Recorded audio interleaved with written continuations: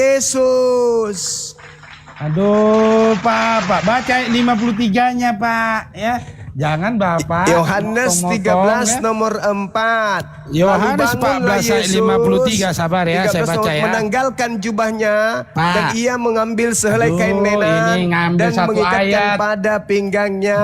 Enggak, Bapak ini enggak nyambung. Berarti yang lari meninggalkan kemudian keadaan sana adalah Yesus yang melepaskan kain lenan. Berarti yang ditangkap sudah betul adalah Yudas Iskariot.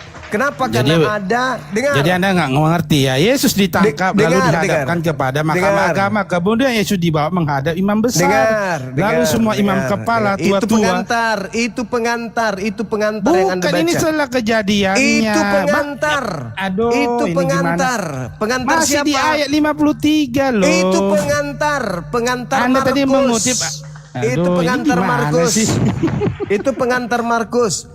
Kemudian Yesus dibawa menghadap imam besar. Kata siapa? Kata Markus. Seorang muda katanya, bukan Yesus. Ada seorang muda, lalu bukan semua Yesus, imam Pak. kepala tua-tua ahli Taurat mengumpul di situ, dan Petrus mengikuti dia. Dia siapa? Dia tok. Tidak dikatakan dia siapa. Dia tok.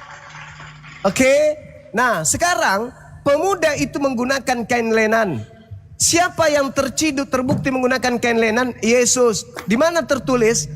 Yohanes 13 nomor 4. Berarti yang ditangkap ini sesuai dengan Amsal 21:18. Orang fasik dipakai sebagai tebusan bagi orang benar, dan pengkhianat sebagai ganti orang yang jujur. Sudah. Ya, jadi di sini saya mau mengatakan bahwa Anda telah banyak berdusta dalam. Anda yang berdusta, bukan saya. Ya, di situ dikatakan ada seorang muda yang pada waktu itu hanya memakai selai kain lenan untuk menutup badannya, ya, selai kain lenan untuk menutup badan, mengikuti dia. Jadi dia saya siapa? Nggak ngerti dia siapa? ini. Dia siapa? Dia Yesus. Siapa yang bilang itu Yesus?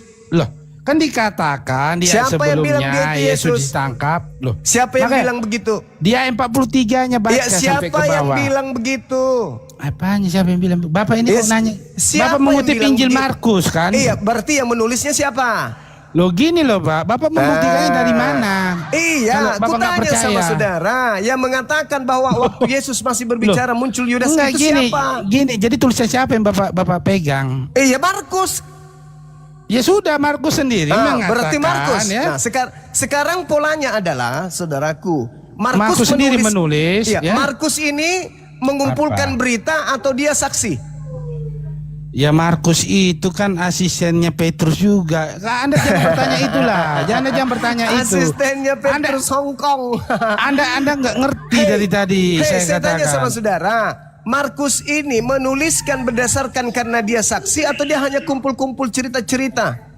Jawab. Ya, makanya ya, kamu mau saya bawa secara Yohanes atau secara Matius? Ini kamu jangan lari-lari ke muridnya. Markus itu ya, rumahnya lah yang dipakai pertama kali pada saat konsili 1 Yerusalem. Saudara Markus ini Markus. Dia tinggal di Yerusalem. Markus 14 ini bang. Bukan, kalau kamu pertanyaanmu, ya dia bukan murid. Biar saya bawa dalilnya Yohanes atau Matius mau. Yohanes juga bukan penulis, Yohanes bukan murid Yesus juga. Mau saya bawa. Yohanes penulis dengan Injil Matius mau saya bawa. Matius juga penulis, bukan murid Yesus. Anda di sini mengatakan begitu, tetapi mengambil kebenarannya dari situ juga nggak nyambung. Anda ini. Kubacakan ya. Nggak nyambung. Capek Pak yang melawan si Cuma itu, nggak ada ilmunya itu. Kubacakan Matius ya. Iya Pak. Saya bacakan Matius. Tapi dia nggak bisa membantah Pak Juma, nggak bisa membantah. Dia ini hanya mengada-ngada. Ada seorang muda dikatakan itu Yesus. Itu dusta ya. Satu, Anda berdusta.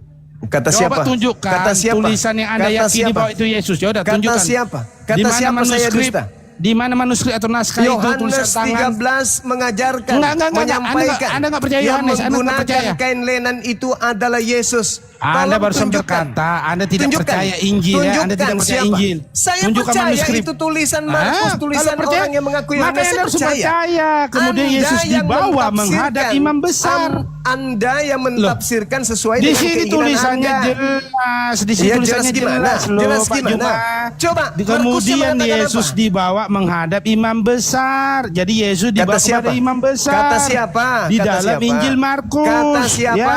Di Kata dalam siapa? Injil Markus. Kata siapa? Lah, kok kata siapa ini gimana sih? Kata siapa begitu? Anda kalau tidak percaya Injil Kata Markus, siapa? Injil Jangan Matius, nangis. Yohanes, Jangan menangis. tunjukkan Kata manuskrip siapa? Kata siapa ataupun Yesus? tulisan tangan Kata naskah siapa Yesus yang dibawa ada menghadap mengatakan ke Yesus imam-imam? kabur. Tunjukkan, Kata tunjukkan sama siapa? saya. Tunjukkan Kata sama saya. siapa? Kata siapa dong? Kata Markus. Gimana sih? Kan begitu. Anda Jadi membawa ini Lukas, kata Markus. Lukas. Anda Tadi tadi kata seorang muda Markus. nih Yudas membawa kata Markus. Nah, Anda sekarang mengambil cerita kata Markus. Sekarang apa lagi nih? Itu kata Markus. Sekarang siapa Ah, lagi? Terus Anda bilang tadi itu seorang Buddha, ini adalah Yesus. Tapi emang ambil karena ceritanya dari Markus. Diterangkan ambil cerita dari siapa yang sih? menggunakan kain lenan itu Yesus atau bukan? Kutanya Mana Yesus di situ? Mana Yohanes Yesus? 13 nomor 4. Mana Yesus? Enggak, di Yohanes ayat 51. Jangan Anda berbicara Enggak itu. bisa dong. Loh, Anda ini kan bicara satu ini kan rangkaian salah cerita. tangkap. Iya, Anda kan saudara. berbicara salah tangkap, saudara. Ini Saudara, pewarta-pewarta sedang menceritakan satu oknum yang saudara, sama. buktikan bahwa Wartawan Yohanes menulis oknum buktikan Yesus. kepala imam itu atau ahli Wartawan Taurat Markus. salah tangkap. Di mana? Pernah berkata Ahli Taurat itu salah malah tangkap. bertanya, apakah engkau Mesias? Anda gimana sih? Apakah engkau Udahlah, Mesias? buktikan aja secara Quran siapa namanya yang bukan disalib itu. Kemudian Tak ada, kitab kan? Anda sendiri yang Nggak menerangkan bahwa yang menggunakan kain lenan itu Yesus. ada. Kenapa Anda Nggak bantah ada, kitab kan? Anda? Kenapa Anda bantah Maka kitab tadi Anda? gini Kenapa? saya berkata tadi, Kenapa boleh Anda Anda bantah? tunjukkan secara Alkitab atau Ya Quran. ini saya Memang tunjukkan nggak secara ada. Bible. Saya tunjukkan, Anda menolak. Bible itu ya Yesus. Kata siapa? Kemudian Yesus dibawa. Kata Itu siapa? Yesus yang dibawa, bukan Kata Yudas. siapa? Itu Loh, yang mengatakan kok itu kata siapa? siapa? Kata ini Injil, Kenapa Anda Bapak. mau? Kenapa Bapak nggak mau tadi jujur? membaca Injil juga. Kenapa Anda tidak mau jujur? Gimana sih? Mau jujur apa? Siapa Anda yang mengatakan Yesus? Tadi, Siapa yang perkataan mengatakan itu, Yesus? bahwa yang disalib itu Siapa bukan yang Yesus, mengatakan dari itu Injil. Yesus? Tetapi Injil Nah, mengatakan itu Siapa Yesus yang mengatakan dibawa. itu Yesus? Tidak mau gimana? dijawab. Kenapa? Karena dia tahu Nah. penulis kitabnya itu bukan utusan Yesus, bukan murid Dan Yesus. tadi saya sudah Malu dia. bilang loh. Malu. Saya sudah bilang Malu. kalau Bapak mau bertanya Saudara. muridnya langsung biar saya bawa Saudara. Injil Matius. Jujur, Biar jujur. Saya bawa Injil Siapa? Yohanes. Coba Anda bawa Matius. Hah? Jangan Gugur ya, pertanyaan Markus Anda gugur, begitu-begitu Lukas terus. gugur. Sekarang Bukan Anda bawa gugur, Matius. Anda tidak percaya. Anda Lu tidak kok saya nggak itu percaya? saja. Yang mengatakan itu kan Di Markus. Injil Markus, Pak. Yesus ditulis Markus Yesus, yang bukan mengatakan Yudas. itu. Udah titik. Pak, Markus yang gimana mengatakan tulisannya itu. Yudas? Markus yang Aduh, mengatakan hancur itu. kita nih. Markus yang mengatakan itu. Sekarang coba bawa buku Matius. Silakan. Markus yang mengatakan itu. Barusan Anda mengutip ceritanya dari Markus juga. Iya memang Markus yang Markus. Saya mengatakan mengutip itu. ucapan Markus. Terus, Saya tidak bilang. Saya mengutip Markus ucapan menulis Bom-Bom. Yesus. Anda bilang, itu tulisan Markus. Markus Jadi tulisan mengatakan siapa? begini. Yudas. Ya udah tulisan Lalu siapa yang Yudas? semua murid itu meninggalkan Lalu- Yesus dan melarikan diri. Itu ucapan siapa Bang Suma? Ucapan Markus. Ya Ada udah, seorang jadi- pemuda yang ada pada waktu itu hanya memakai Ilu, selai kain ini lenan. memang. Lalu lari meninggalkan kain lenannya. Itu siapa? Itu siapa? Kata Markus tidak ayat disebutkan. 53-nya. Kan begitu. Baca Pak di bawah data saudaraku. 53-nya Saudaraku. Markus mengatakan Yesus Aduh. dibawa menghadap ke imam besar. Betul nggak? Betul nggak itu ucapan Markus? Enggak, Anda jangan Enggak. berbicara seolah-olah Anda itu Betul mengatakan tidak? bahwa ini Betul Injil tidak itu ditulis, ucapan Markus? bahwasanya itu bukan tentang kesaksian yang benar. Tapi Anda mengutip, Mulai. di sini saya lihat, Anda mengutip tadi semua kisah dari Injil Markus juga. Iya, Tapi kan Injil saya Markus akui. menulis itu Yesus, Saya tapi Anda nggak akui, mengakui. Paman. Saya Jadi akui gimana itu ini, Markus. saudara? Saya akui, Paman. Saudara, Saya gimana? akui. Coba. Tidak Saya seperti jelaskannya Anda. kepada Anda malu mengakui. Kutanya ulang lagi. Gimana saya Kemudian malu? kemudian Yesus Gimana? dibawa menghadap imam besar. Saya tanya, itu kata siapa? Kok kata siapa? Itu kan tulisan Markus. Berarti Markus yang menulis itu kan? Dari mana datanya? Berarti begitu. Dari Markus kan? Dari Markus kan? Harusnya begitu. Dari Markus bukan? Loh, kita ini kan berbicara Injil Markus. Ya jawab aja. Jadi jangan jawabannya sudah seakan-akan simpel. berat. Ya, Jadi memang dari Markus. Nah, sekarang dari cerita Markus. kamu yang kamu sebut tadi dari mana? Dari Markus. Dari Markus. Tadi dari mana? Dari Markus. Nah, sekarang saya tanya. Tadi, saudara. Yang data 53-nya dari Markus atau bukan? Saudara, Yudas tadi kamu bilang itu bahwa itu adalah Yudas. Kan Itu sudah dari mana? Kan sudah kubuktikan samamu. Tulisan mana? Di Markus nggak ada. Cari Bahwa tulisan lain. seluruh murid lari. Gini loh Pak, ya. Yang Yudas. tinggal hanya Yudas. Saudara Juma. Yang Ini kan menggunakan tulisan kain Markus. lenan juga sudah lari. Ya, oke. Yang menggunakan kain lenan juga adalah Yesus sudah lari. Tinggal satu. Yang tinggal siapa? Saudara Yang tinggal Juma. siapa? 11 murid sudah lari, Yesus sudah lari. Tinggal satu, siapa itu? Di mana Yesus lari? Coba tunjukkan. Yang menggunakan kain lenan. Di mana Yesus lari? Yang menggunakan kain lenan. Siapa rupanya menggunakan kain lenan itu? Yesus. Jadi gini saudara, gini aja lah ya. Enggak mau di dia Injil mengakui. Markus sudah jelas Tidak Yesus mau yang dibawa. mengakui. Coba bawa tulisan lain, bawa itu Yudas yang dibawa. Tidak mau. Jangan bawa Markus, coba bawa yang lain lah, yang ada lah. Ada tidak kan? mau mengakui. Kok nggak mau mengakui? Paulus juga mengakui. Jangan dulu lari ke juga mengakui. Lari dulu Paulus ke juga sini. mengakui Fokus bahwa dulu ke yang sini. disalib itu bukan Yesus tapi Yudas. Saudara, fokus dulu ke Injil Markus ya. Apalagi Fokus. Markus Fokus dulu, mengatakan yang lari menggunakan kain lenan itu tidak disalib. Betul nggak? Ya itu kan bukan Yesus. Dari mana Anda tahu? Dari mana Anda tahu kalau ya, itu bukan Yesus? Karena dia lari dan di ayat 53-nya Yesus dibawa ke mahkamah agama. Siapa yang lari? Ya pemuda itu. Siapa pemuda itu? Gini saya baca ya. Tolong Anda simak ya. Silakan. Anda nggak ngerti ya. Silakan. Saya baca sampai ayat 53 ya. Silakan. Oke. Silakan. Ada seorang muda yang pada waktu itu hanya memakai selai kain lenan untuk menutup badannya, mengikuti dia. Berarti di sini ada dua sosok. Dia itu yang dimaksud adalah Yesus ya. Mereka hendak menangkapnya. Kata siapa kalau itu adalah Yesus? Ya kan ceritanya ini penangkapan Yesus. Baca dari atas. Siapa yang mengatakan itu Yesus? Tunggu dulu, jangan lari ke situ. Biasa baca itu kan lengkap, lari dia kan. Tetapi ia melepaskan kainnya dan lari dengan telanjang ya. Lalu sekarang kita cari tahu. Kemudian Yesus dibawa menghadap imam besar. Kata siapa? Kepala tua-tua dan ahli Taurat. Kata siapa? Kata siapa kalau itu Yesus? Mengikuti dia dari jauh. Jadi kata siapa? Kata siapa itu? Kok kata siapa? Kita membawa Injil Markus. Berarti kata Markus. Gini saudara Juma. Kata Markus kan? Kalau Anda tidak percaya itu ditulis Markus, ya udah tulisan lain lah, tulisan selain Markus. Kata coba, siapa saya Yudas. tidak percaya. Justru saya yang mengukuhkan itu kata Justru Markus Markus kalau sudah menulis Yesus, ya Anda harus percaya. Anda mengatakan Anda percaya. Di sini Injil Markus menulis saya Yesus percaya. dibawa Saya ke percaya mahkamah agama. itu Markus yang menulis kan? Bukan, iya kan? Maksud saya Anda percaya tulisan Injil Markus enggak? Itu aja. Saya percaya tulisan Markus. Oh ya sudah, Anda percaya kesaksiannya ini yang di dalamnya? Saya percaya. Oke, dari kesaksian dari Injil Markus ini mengatakan Yesus dibawa menghadap imam besar ya. Nah, sekarang jadi pertanyaannya dari mana Markus tahu kalau itu Yesus? Anda tadi sudah mempercayai ini. Saya bertanya. percaya itu tulisannya. Ya sudah, dia mengatakan ini Yesus. dikatakan Sekarang Yesus. permasalahannya dari mana Markus tahu kalau itu Yesus? Dari mana Markus tahu kalau itu Yesus? Jadi Anda dari tadi nggak nyambung. Sekarang jawab, nggak usah begitu, jawab aja. Dari mana Markus tahu kalau itu Yesus? Pada ayat 43-nya ya dikatakan waktu Yesus masih berbicara muncullah Yudas salah seorang. Dari mana Markus tahu? Apanya sih? Kalau Yesus yang berbicara.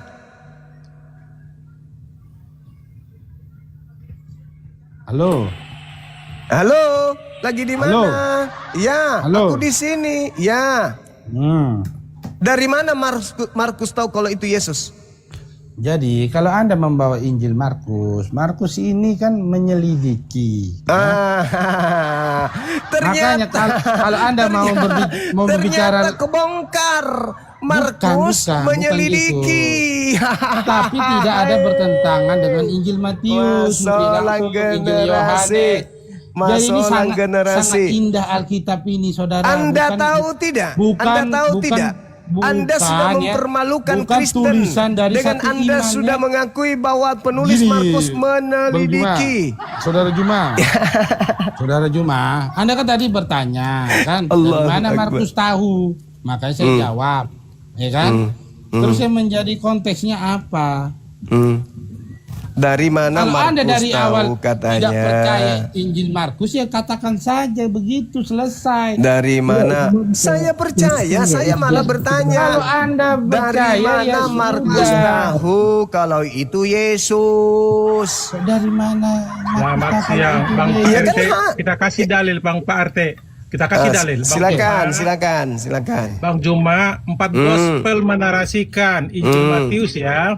Silakan. Matius 27 ayat 1 sampai 2, Ya. 11 sampai 26, Yesus diserahkan Pontius Pilatus. Si Markus di bab yang 15 ayat 1 sampai 15, Yesus diserahkan Pilatus. Lukas di 23 1 25, Yesus dibawa Pilatus. Yohanes 18 ayat 28, 19 sampai 1 sampai 6, dialog Yesus dengan Paulus Pilatus ya.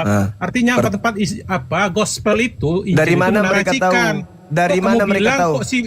Dari mana mereka tahu? Yudas Iskariot yang Dari mana salib? mereka tahu? Loh, empat itu dalil loh.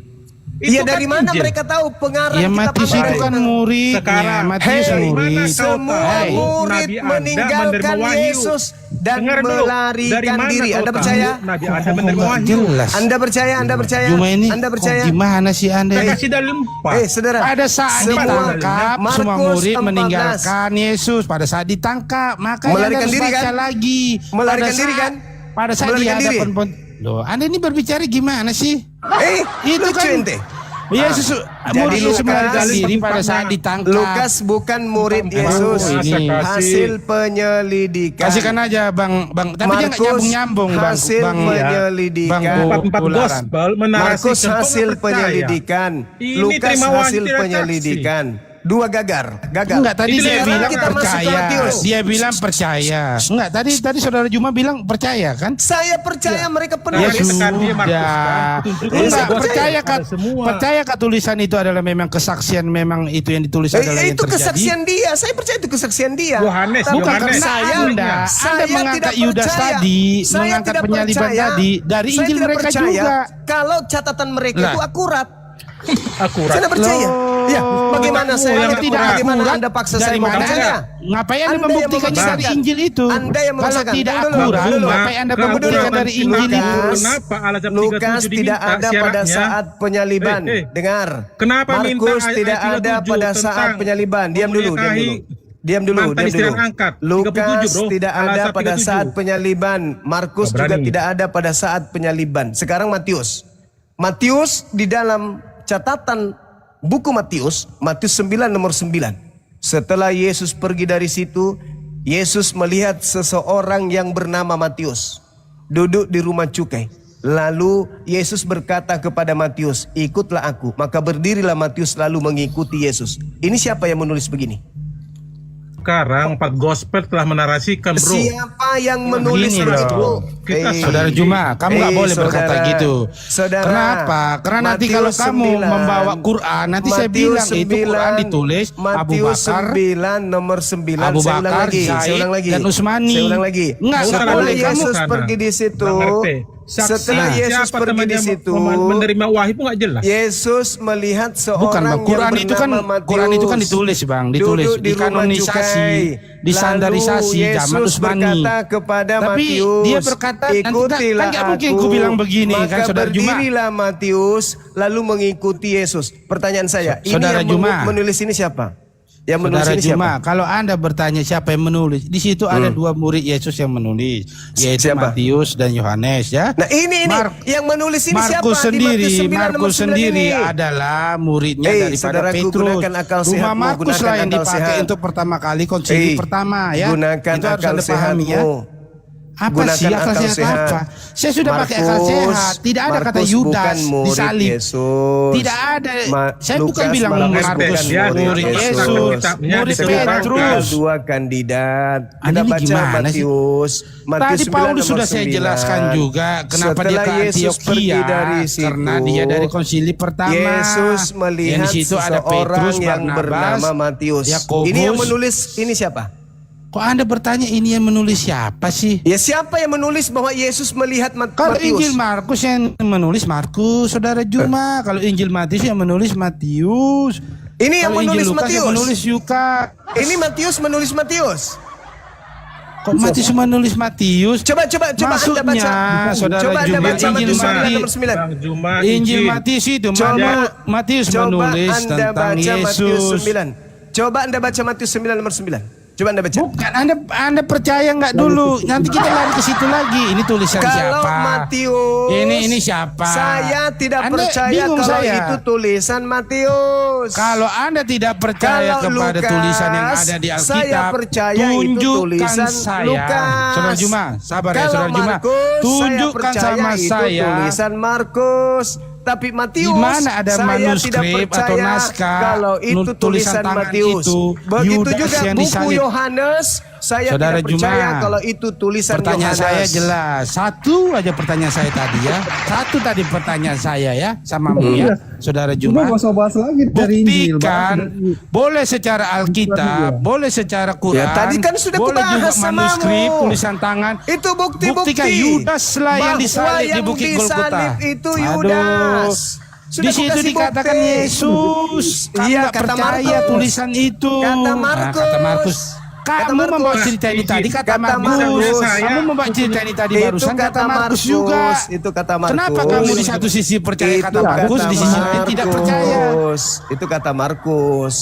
Saya tidak percaya Markus udah. kalau itu Yesus. Saudara, saya Sekarang rasa diskusi kita narasi nggak yang nyambung. dibangun Markus sendiri, Nggak nyambung. bahwasanya Saudara. seluruh murid Yesus lari.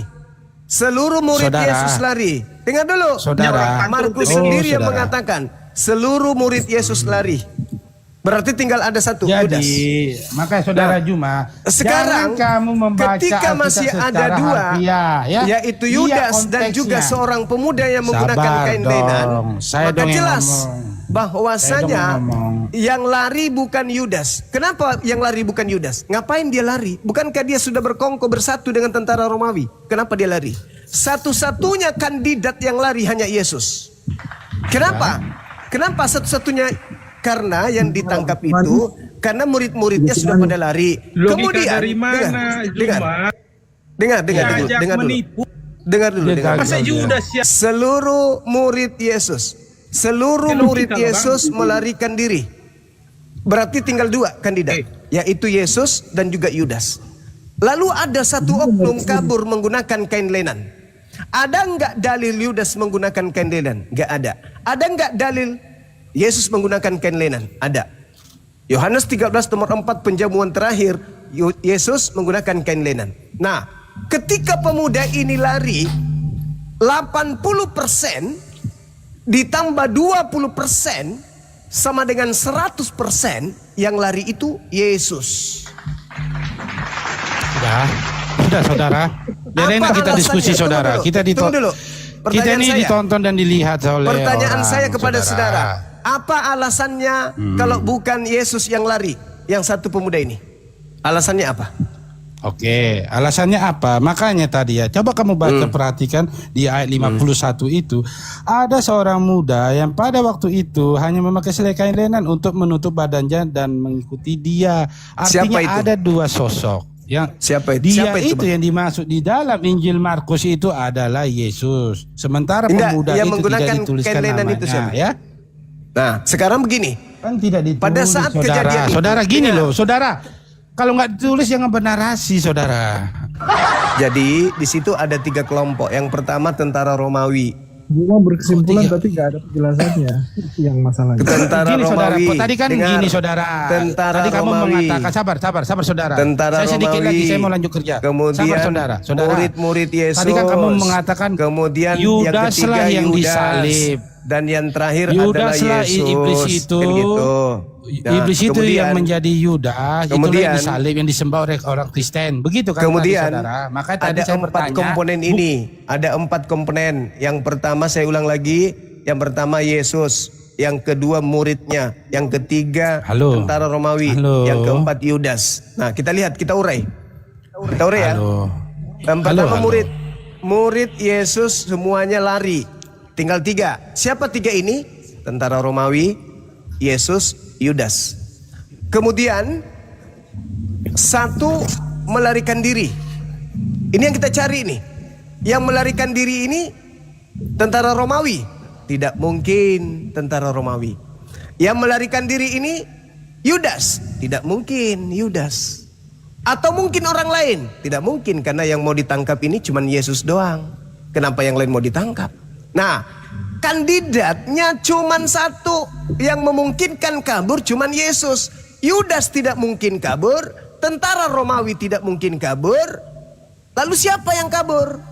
Murid kan sudah kabur lebih dulu. Tinggal 1 nih yang mau kabur nih. Yudas tidak mungkin. Tentara Romawi nggak mungkin. Siapa yang menggunakan kain lenan? Yesus. Siapa yang memungkinkan untuk kabur di situ?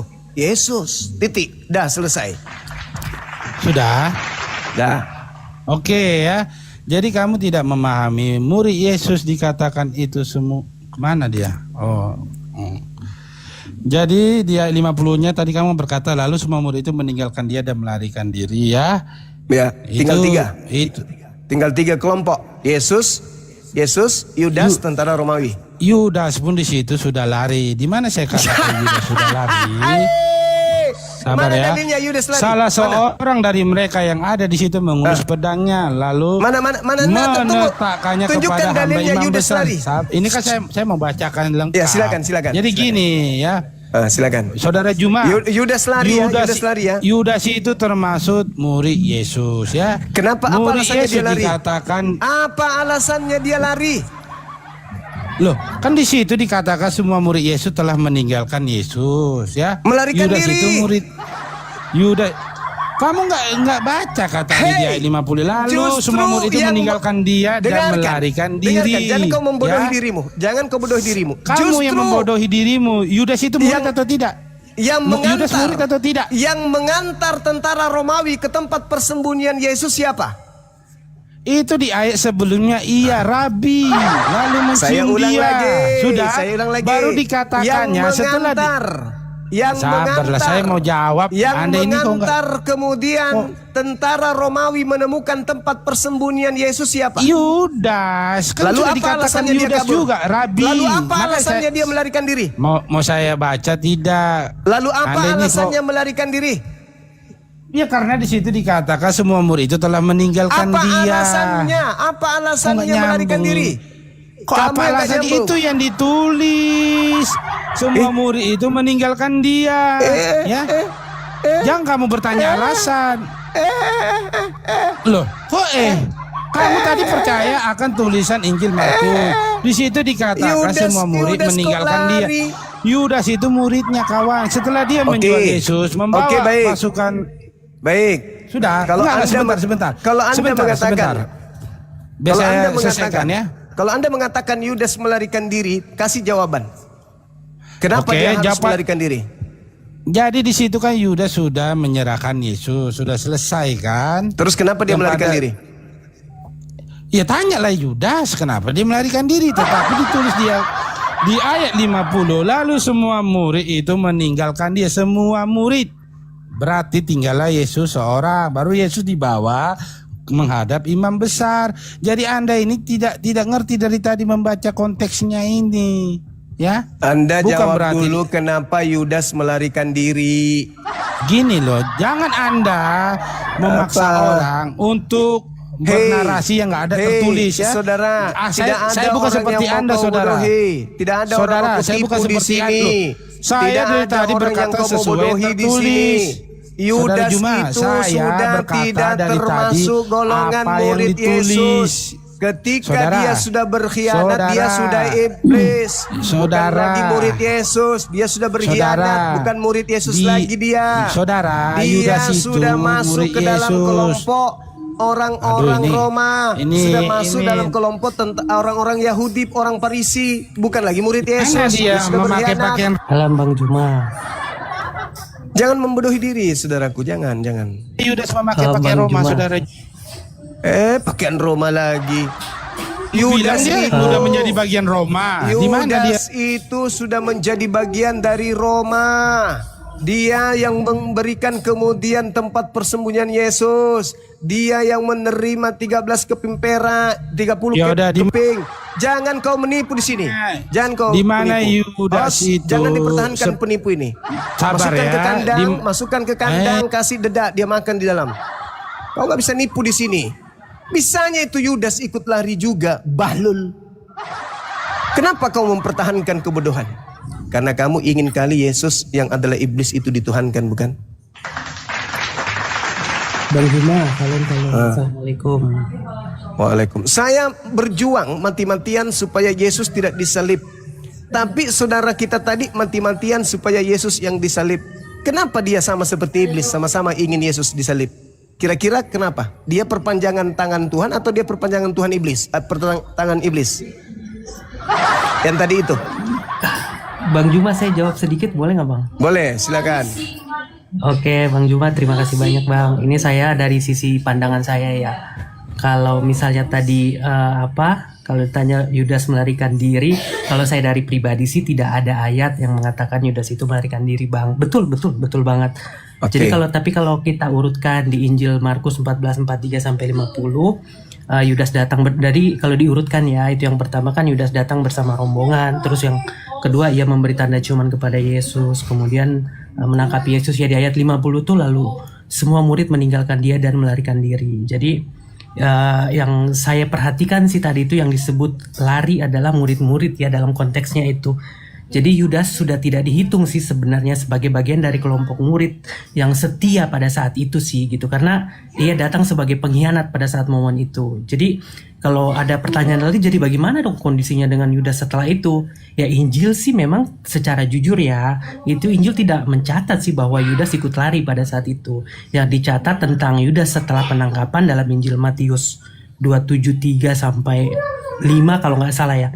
Yudas menyesal dan kemudian dia bunuh diri gitu Bang. Terus di Kisah Para Rasul 1:18 dijelaskan juga kematiannya dengan detail sih, di situ ada di 1:18. Artinya Yudas tidak diceritakan melarikan diri bersama murid-murid yang lain. Itu benar Bang, semua benar. Ia juga memang tidak ditangkap juga. Ia tetap bersama pihak yang menangkap Yesus gitu. Terus apakah Yudas memang menjadi bagian daripada anggota Roma? Kalau saya jawab singkat secara pribadi, tidak sih.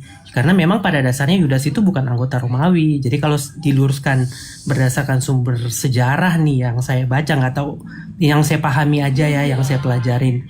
Jadi siapa Yudas gitu ya? Yudas Iskariot ya salah satu 12 murid Yesus sendiri. Ya singkatnya dia tidak melarikan diri karena memang tidak ada ayat yang mengatakan itu Bang gitu. Terus pembahasan tadi yang menurut Bang Zuma, kalau dari pandangan saya pribadi, maaf kalau salah ya teman-teman, dan buat Bang Zuma juga gitu, dari ada di situ cuman ada 3, ada si anggota Roma, terus ada si Yesus, dan ada si Yudas. Yudas, betul sekali Bang, betul. Nah, jadi mari kalau kita lihat dari urutan di Markus 14:43 sampai 52 kalau nggak salah, urutan jelasnya kan gini Bang. Jadi Yudas datang bawa rombongan gitu ya. Terus Yudas cium Yesus sebagai tanda. Kemudian mereka menangkap Yesus tuh. Kemudian semua muridnya melarikan diri. Lalu disebut ada seorang pemuda memakai kain lenan ikut dan kemudian lari gitu. Jadi poin penting dalam teksnya itu ayat 46 yang menegaskan kalau mereka memang dia dan menangkapnya. Artinya saat pemuda itu lari di ayat 51 sampai 52, Yesus itu sudah dalam keadaan ditangkap tapi bukan dalam keadaan bebas. Gitu. Menurut pandangan saya Bang, gitu. Mohon maaf ya kalau salah. Jadi kalau kita bahasain, bagaimana dengan yang pria yang pakai kain lenan tuh? Jadi kalau sebagai sisi sisi lain yang menarasikan kayak hanya Yesus yang pakaian lenan gitu. Jadi kemungkinan besar itu yang lari itu Yesus. Nah, akhirnya timbul masalah gitu. Kalau buat saya pribadi, teks itu tidak pernah mengatakan hanya Yesus yang memakaikan lenan. Kalau kita lihat teks ya, kata Yunani yang dipakai adalah sindon atau kain tipis atau bisa juga sih memang diartikan lenan biasa, bukan pakaian khusus yang dipakai Yesus pada saat itu. Jadi di dunia Yahudi abad pertama, kain lenan itu memang pakaian umum ya, tapi bukan menjadi identitas itu eksklusif gitu. Jadi menariknya kata sindon ini juga dipakai untuk kayak kata lain sebagai kain kafan gitu yang ada di Markus 15:46 gitu.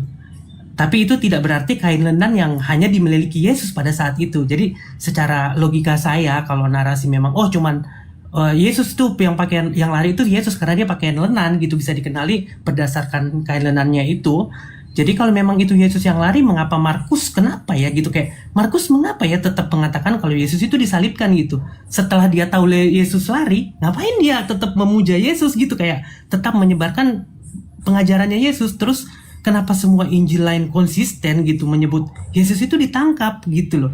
Yang lain itu mengkonsistenkan itu semua sama. Terus mengapa komunitas Kristen awal itu rela mati gitu Bang? Kalau kita lihat orang-orang yang rela mati gitu demi Yesus ya, maksudnya demi pengajaran Yesus, mereka itu rela mempertahankan penyaliban itu. Sedangkan dia jelas gitu, si Markus ngelihat Yesus saja kabur gitu loh, ngapain kita ikut-ikut gitu loh. Jadi kalau menurut kalau saya jawab secara jujur ya, untuk masalah hal ini ya dari pandangan saya, Yesus lari memakai kain lenan itu tidak sesuai menurut urutan teks Markus dan didukung juga sama Injil-Injil lain gitu sih Bang. Kalau menurut saya, mohon maaf kalau saya Bang Zuma dan lain teman-teman, terima kasih. Oke, baik.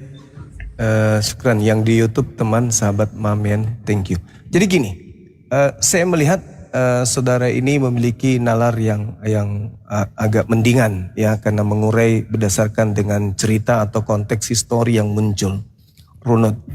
Sekarang gini, coba konsentrasinya diarahkan ke data 49 dari Markus 14 tadi. Padahal tiap-tiap hari aku ada di tengah-tengah kamu mengajar di bait Tuhan, bait Elohim, dan kamu tidak menangkap aku. Kita selalu sama-sama, kau melihat aku, tapi kamu tidak menangkap aku.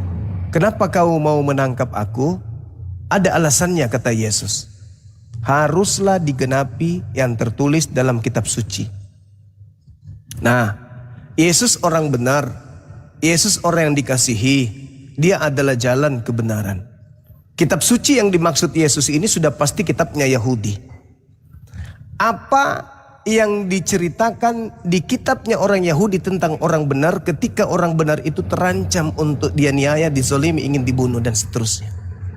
Adakah nubuatannya di sana orang benar dibunuh untuk menyelamatkan orang jahat? Adakah tertulis bahwasanya orang benar diselamatkan dan orang jahat pengkhianat yang akan menggantikan dia? Yang mana yang betul? Sang kamu aku ini penyamun, maka kamu datang lengkap dengan pedang dan pentungan untuk menangkap aku. Padahal tiap-tiap hari aku ada di tengah-tengah kalian mengajar di bait suci, dan kamu tidak menangkap aku. Tetapi haruslah digenapi yang tertulis dalam kitab suci ini. Tolong tunjukkan di dalam kitab Tanak, bagaimana kemudian orang benar dibunuh untuk menyelamatkan orang yang tidak benar. Itu tertulis di mana? Karena ini rujukannya, daripada kita bingung, karena kita punya tafsir masing-masing. Yesus orang benar, tetapi kalian pingin kali Yesus itu mati untuk orang-orang yang bersalah. Tolong tunjukkan di dalam kitab suci yang dimaksud Yesus, karena rujukannya sudah pasti bukan Lukas, Markus, Matius, Yohanes, Roma, Galatia, itu bukan. Tapi rujukannya adalah kitabnya Yahudi. Tunjukkan kepada saya yang ada di sini, di mana data tertulis tentang orang benar yang akan mati disalib demi untuk menyelamatkan para penjahat. Karena yang saya tahu, yang dibunuh disalib berdasarkan Ulangan 21 adalah pelaku dosa yang sepadan dengan hukuman mati, dan mayatnya jangankan kemudian dibiarkan untuk menyentuh tanah Israel saja tidak diizinkan. Dia dikutuk oleh Elohim. Sekarang tolong tunjukkan kepada saya di mana Tuhan pernah mengutuk orang benar demi untuk menyelamatkan orang yang tidak benar. Saya tunggu.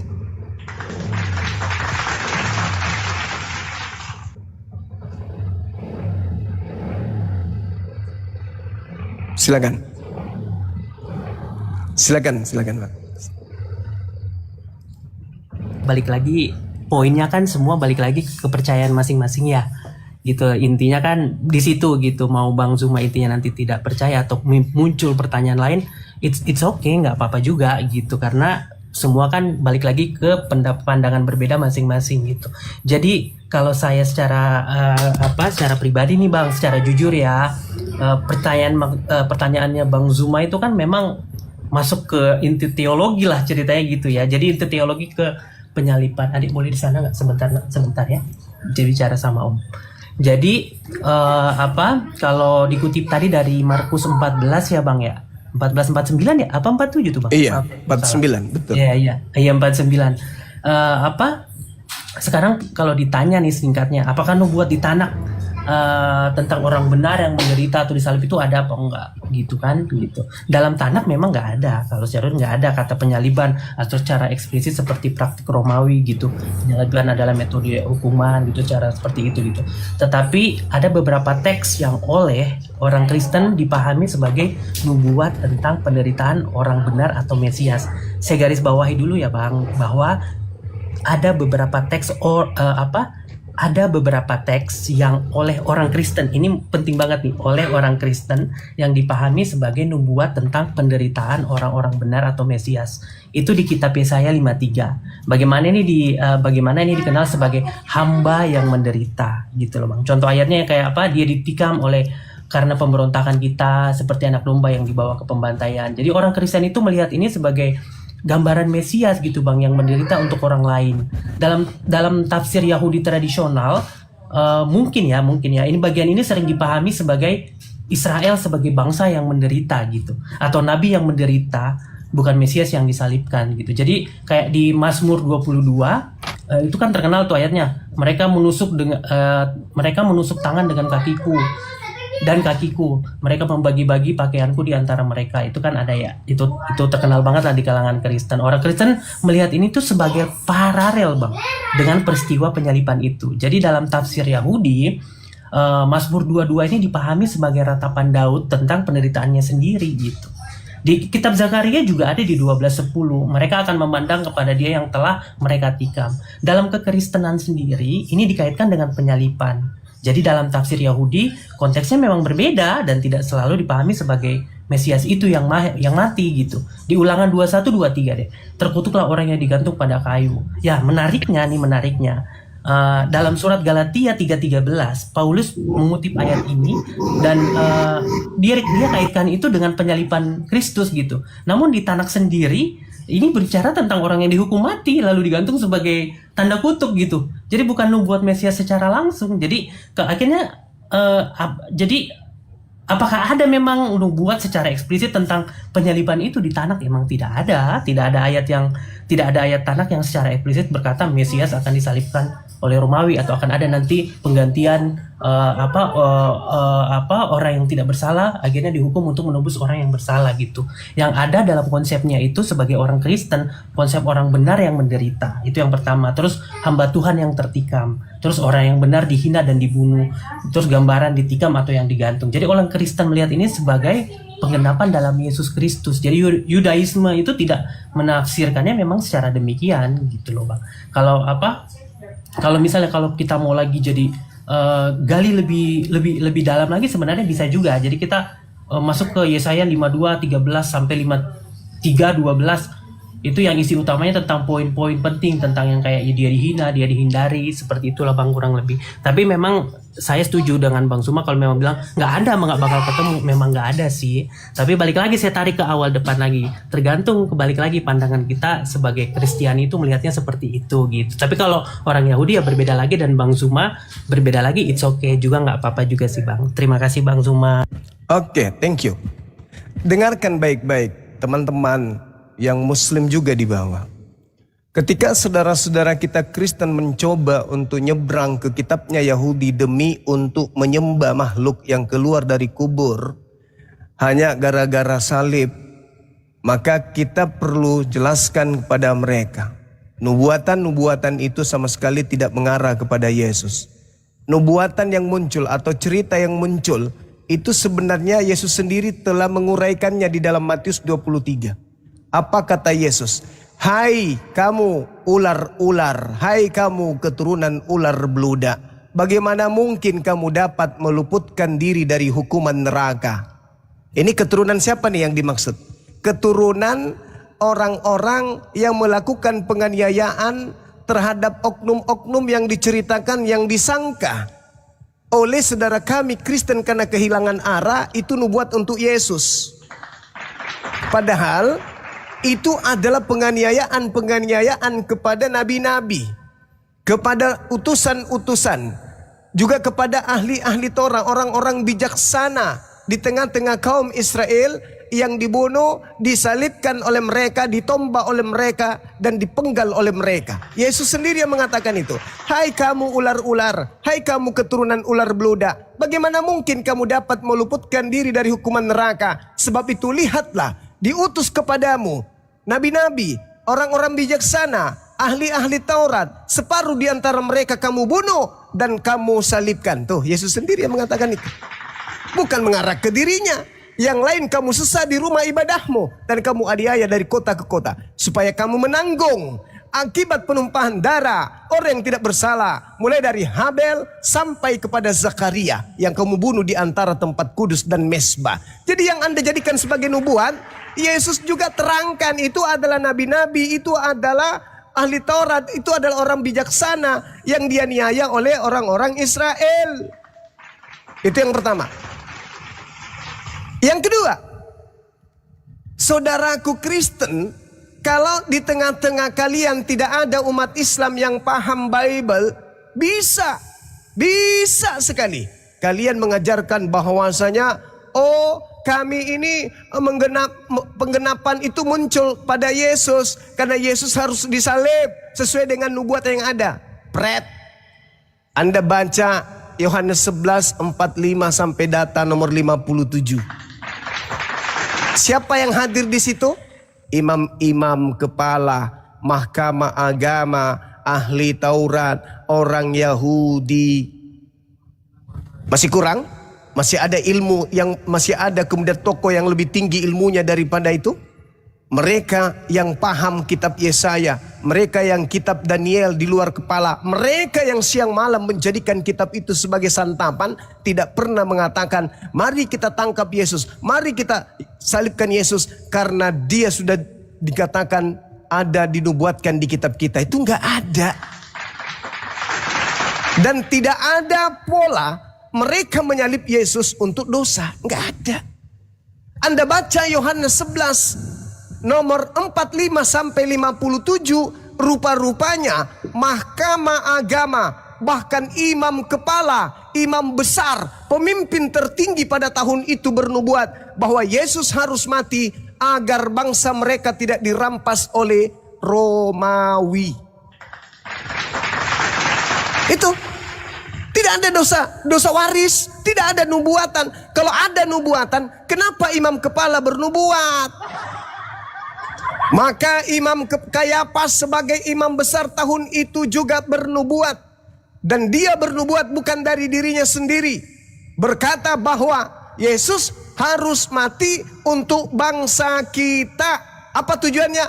Agar bangsa kita tidak dirampas oleh orang Romawi. Titik. Maka terjadilah upaya-upaya penangkapan, pembunuhan terhadap Yesus. Apa yang muncul data-datanya kemudian?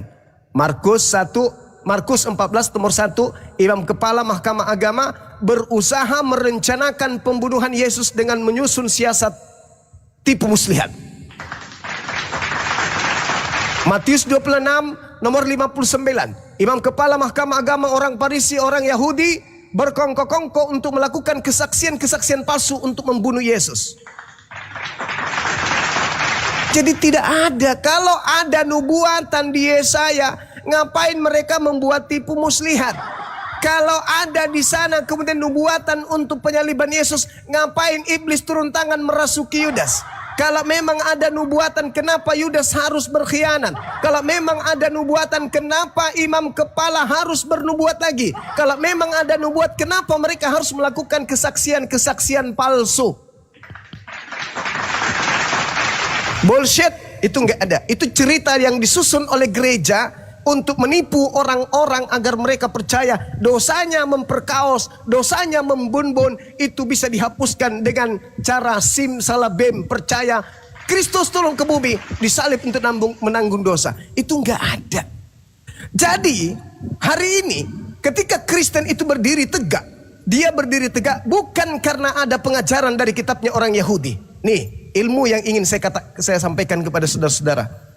Di dalam pengakuan Yesus sendiri, Matius 24 nomor 26, Yesus menerangkan dengan sangat jelas di sana bahwa ketika dia meninggalkan bumi ini harus sesuai dengan apa yang tertulis tentang dirinya. Sorry, di Matius 26, Matius 26, Matius 26 nomor 24. Matius 26 nomor 24, Lukas 22 nomor 22, kemudian Lukas 24 nomor 44. Aku memang harus pergi meninggalkan dunia ini sesuai dengan apa yang sudah tertulis tentang aku di dalam kitab Taurat. Di dalam kitab Mazmur. Sabar dulu. 26 itu ayat berapa tadi yang kau baca? 24. Matius 26 nomor 24. Anak manusia memang akan pergi sesuai dengan yang ada tertulis tentang dia. Yang ada tertulis. Yang ada tertulis tentang dia, bukan yang akan tertulis. Sabar, saya lanjutkan dulu. Yesus di dalam Lukas 24 nomor 44 mengatakan bahwa aku memang harus pergi meninggalkan dunia ini sesuai dengan apa yang tertulis tentang aku di dalam kitab Mazmur. Bukan sesuai dengan apa yang tertulis di dalam kitab Lukas, Markus, Matius, Yohanes, Roma, Galatia, Filipi, bukan. Tetapi di dalam kitab Mazmur. Kita lihat. Apa yang tertulis di dalam Kisah Para Rasul 4 nomor 11. Yesus adalah batu yang dibuang oleh tukang-tukang bangunan. Ya, memang akan pergi sesuai dengan yang ada. Yesus adalah batu yang dibuang oleh tukang-tukang bangunan, yaitu kamu sendiri. Namun Yesus telah menjadi batu penjuru. Ingat, ini Yesus. Ketika Yesus mengatakan bahwa dia harus pergi meninggalkan dunia sesuai dengan apa yang tertulis tentang dia, dan ternyata dia adalah batu penjuru, kita lihat Mazmur sesuai dengan rujukan beliau. Di dalam kitab Mazmur 118 dikatakan, batu yang dibuang oleh tukang-tukang bangunan telah menjadi batu penjuru. Hal itu terjadi dari pihak Tuhan. Sesuatu perbuatan ajaib di mata kita.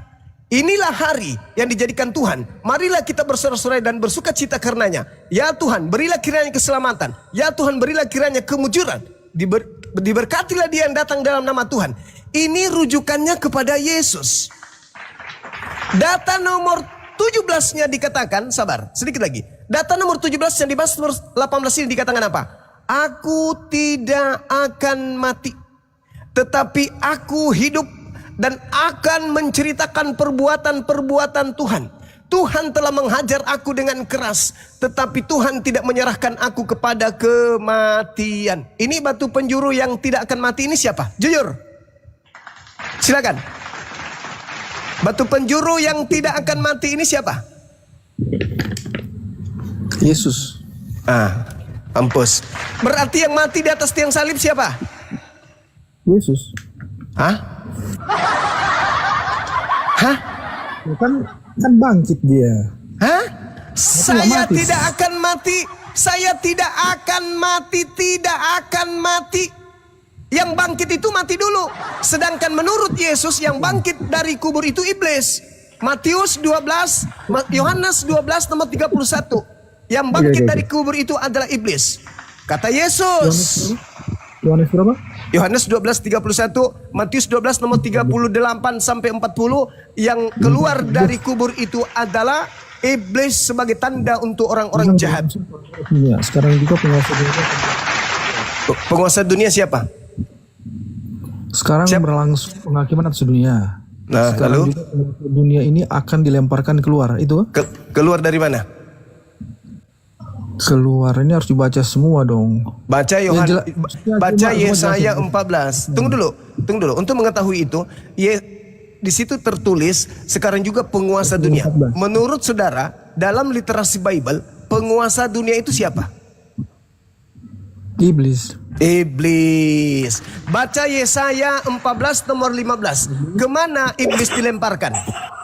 Coba baca Yesaya 14 nomor 15. Sebaliknya, ke dalam dunia orang mati engkau diturunkan. Itu siapa? Sebaliknya, ke tempat yang paling dalam di liang kubur. Siapa itu, Bang? Ini Yesus kah? Itu iblis. Sekarang kata Yesus, Mana iblis ini ada jelaskan di sini iblis itu? Yesaya 14 nomor 15 itu iblis. Dari mana penjelasannya? Coba Ini baca hanya nomor di- 12-nya. Baca nomor 12-nya. Silakan. Wah, engkau sudah jatuh dari langit, hai bintang timur. Bintang Putra timur. Fajar. Oh, itu Lucifer itu bintang timur. Nah, Lucifer, bintang timur, Halel bin Zakar, bintang timur. Engkau sudah dipecahkan dan jatuh ke bumi. Hai yang mengalahkan bangsa-bangsa, itu Lucifer itu. Kalau Ya, dalam- Lucifer. Lucifer kan? Timur, Putra Fajar toh. Ya. Terus ini dilemparkan kemana Lucifernya? Baca di Engkau 12-nya. sudah dibuang ke bumi. Di mana dia ditempatkan? Di bumi. Oh, di jurang, di dunia orang mati. Dunia orang mati. Dalam kubur. Sekarang juga Lucifer dilemparkan keluar. Keluar dari mana? Ayat mana itu? Yang tadi Yohanes 12:31. Yohanes 12. 31. Yohanes 12 ayat 31. Sekarang berlangsung penghakiman atas dunia ini. Sekarang juga penguasa dunia ini akan dilemparkan keluar. Keluar dari? Di sini nggak dijelaskan, cuma Ya, dibilang tadi dilemparkan keluar tadi penguasa dunia itu dilemparkan kemana tadinya di Yesaya tuh? ke dunia orang mati. Nah, sekarang keluar dari mana iblis itu ketika dia keluar? Oh iya iya. Berarti Nah, dia Anda- keluar dari orang mati ya. Ya, sekarang Anda baca Matius 12 nomor 38 sampai nomor 40. Itu kuncinya. Matius 12 Nomor 38 sampai nomor 40. 38. Pada waktu itu berkatalah beberapa ahli Taurat dan orang Farisi kepada Yesus, "Guru, kami ingin melihat suatu tanda daripadamu." Tetapi jawabnya kepada mereka, "Angkatan yang jahat dan tidak setia ini menuntut suatu tanda. Tetapi kepada mereka tidak akan diberikan tanda selain tanda Nabi Yunus. Sebab seperti Yunus tinggal di dalam perut ikan 3 hari 3 malam, demikian juga anak manusia." Ini anak manusia huruf besar ya, berarti Yesus. "Akan tinggal di dalam rahim bumi 3 hari 3 malam." Oke, pertanyaan saya. Keluar anak manusia keluar dari kubur itu tanda untuk orang jahat atau orang benar? Itu maksudnya tanda yang dia berikan. Jadi Iya, itu tanda untuk siapa? Orang jahat atau orang benar? Anak manusia keluar dari kubur itu tanda untuk orang jahat atau orang benar? ini kepada semua, tetapi orang jahat ini yang bertanya. Anda jangan gitu. Angkatan jahat itu memang jahat. Memang jahat, suka melintir. Itu angkatan jahat dan angkatan tidak setia ini minta tanda. Dan tidak akan diberikan satu tanda selain tanda Yunus. 3 hari 3 malam dalam perut ikan, 3 hari 3 malam dalam perut bumi.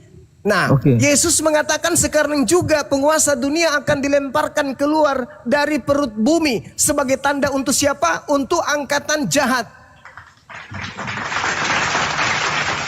Sekarang ketika orang benar minta tanda, apa yang Yesus berikan? Tanda yang Yesus berikan kepada orang benar apa? Kalau angkatan jahat kan tandanya sudah ada. Anak manusia keluar dari kubur. Tanda untuk orang benar apa?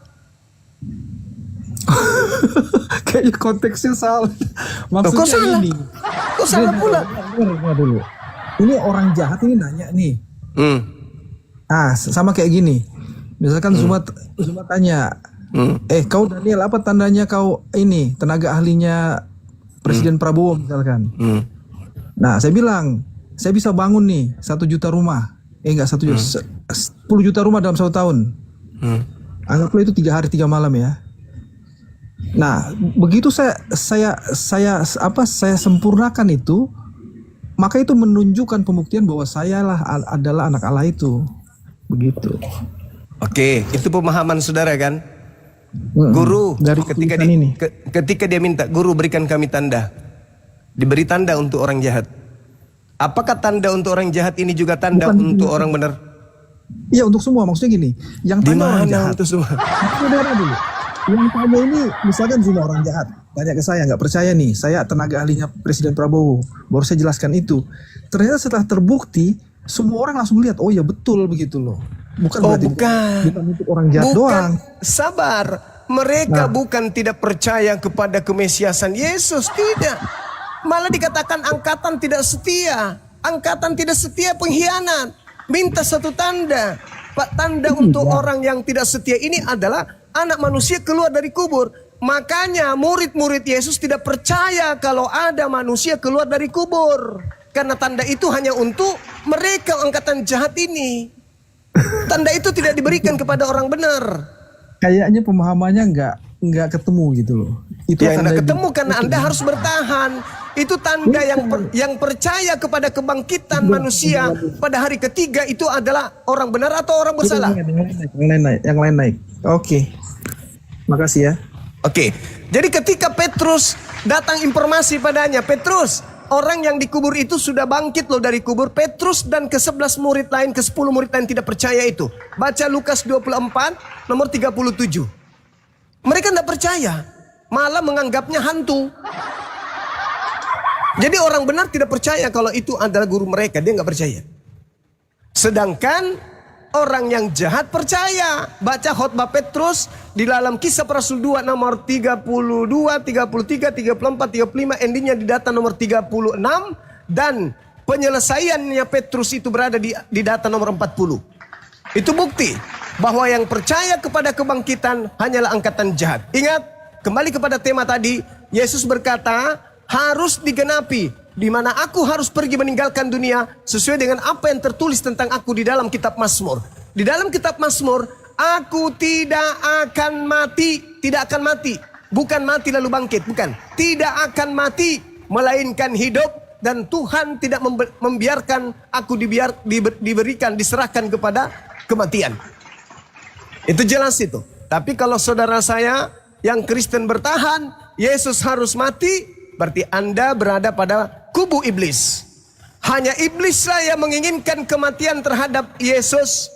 Tuhan di dalam Keluaran 23 nomor 7, Amsal 6 nomor 16 mengatakan begini. Jangan kau membunuh orang yang benar, jangan kau membunuh orang yang tidak bersalah, sebab aku Tuhan tidak akan pernah membenarkan orang yang bersalah. Amsal 6 perkara yang dibenci oleh Tuhan, bahkan 7 kekejian di dalam hatinya, yaitu menumpahkan darah orang yang tidak bersalah. Berarti Tuhan tidak menginginkan pembunuhan terhadap Yesus. Tuhan tidak menginginkan kemudian penumpahan darah terhadap Yesus, tetapi iblislah yang menginginkan itu. Dan Kristen berada di mana? Kristen berada pada upaya-upaya untuk mendoktrin manusia bahwa darah Yesus adalah penebus dosa manusia. Maka dengan kata lain, iblis dan Kristen sama-sama menginginkan kematian terhadap Yesus, sedangkan Tuhan dan umat Islam sama-sama menginginkan jangan Yesus itu mati, tetapi yang mati adalah orang-orang yang dikutuk oleh Elohim karena dosanya sendiri. Sekira begitu teman-teman sekalian. Silakan host, moderator diambil alih. Di sini di tempat saya sudah mau asar. Terima kasih atas diskusinya dan terima kasih komalnya. Bang Zumat. Terima kasih Bang Zumat. Silakan. Terima kasih banyak Bang. Sama-sama. Mudah-mudahan apa yang kita sampaikan, waalaikum, apa yang kita sampaikan ini adalah edukasi. Kalau ada yang berseberangan kemudian dengan apa yang saya sampaikan, silakan protes kepada Bible. Saya hanya menarasikan apa yang tertulis di dalamnya. Saya tidak menambahkan, tidak mengurangi berdasarkan dengan konteks yang ada. Saya kira demikian. Saya tutup. Subhanakallahumma bihamdi, asyhadu an la ilaha illa anta, astaghfiruka wa atubu ilaik. Salam tauhid, salam satu Tuhan. Jayalah Islam kita, jayalah Indonesia kita. Assalamualaikum warahmatullahi wabarakatuh. Dinda Kancan silakan diambil alih. Dinda. Waalaikumsalam warahmatullahi wabarakatuh. Silakan. Insyaallah. Masya Allah. Makasih Gurunda. Siap. Baik. Lanjut deh. luar biasa. Ilmu itu Saya ya, nonton teman-teman. video antum. Masya Allah. Kamu mainin benar-benar pendetanya. Aduh, saya ngakak sendiri nonton di YouTube. Allahu Akbar, Masya Allah, luar biasa. Berkat ilmu-ilmunya dari Guru Nda, Masya Allah. Selama ini. Enggak juga, enggak. Anda tawadu aja. Silakan dilanjut Indah, silakan. Baik, Masya Allah. Kita ada saudara kita, Pak RR mungkin bisa ini mau kasih poin supaya kita berbagi. Saya ini aja, santai aja. Silakan. Pas dulu lah, Kang Chan dulu. Dia kacanya. Masya Allah, siap. Baik teman-teman sekalian, begini ya. Yang disampaikan oleh Guru Nda Zuma ini seperti kita lihat sendiri itu adalah Bible. Bang Kucang noise ada jalan. Bible. Pertanyaannya kenapa kalian berbeda dengan Bible itu loh. Satu. Setahu saya ada tiga yang membedakan antara Kristen dengan Islam. Pertama adalah dosa waris original sin, yang kedua adalah divinity of Christ, keilahian Yesus, yang ketiga adalah penyaliban seperti yang disampaikan dalam kematian Yesus, kebangkitan dan resurrection kebangkitan. Tapi ternyata ketika bertemu dengan Bible, kok Bible malah pasang badan bersama-sama dengan Al-Qur'an, dengan Islam. Jadi selama ini yang diyakini oleh Kristen bahwa Yesus disalib, Yesus mati, itu berdasarkan apa? Kenapa? Quran menjawab, kalau mau pakai Quran, illa tibazon, kecuali pakai prasangka. Kalian berprasangka selama ini. Prasangka, khayalan belaka. Kalau kita melihat nubuatannya harus kepada Mazmur, yes, aku tidak akan mati. Tidak akan mati. Yes. Tanya kepada korbannya Yesus, aku hidup. Yes, aku hidup. Kalau selama ini kalian menganggap bahwa yang bangkit itu yang luar biasa dan kalian sembah, berarti seperti yang dipaparkan tadi, kalian menyembah iblis. La haula wala quwata illa billah. Menyembah iblis. Kenapa tidak coba untuk objektif? Bukankah seluruh keanehan-keanehan yang terjadi pada teman-teman Kristen ini dengan seluruh jawaban yang berbeda-beda? Mungkin nggak itu dari Tuhan? Tidak mungkin. Yang mungkin dari mana? Dari penyesat. Siapa penyesat?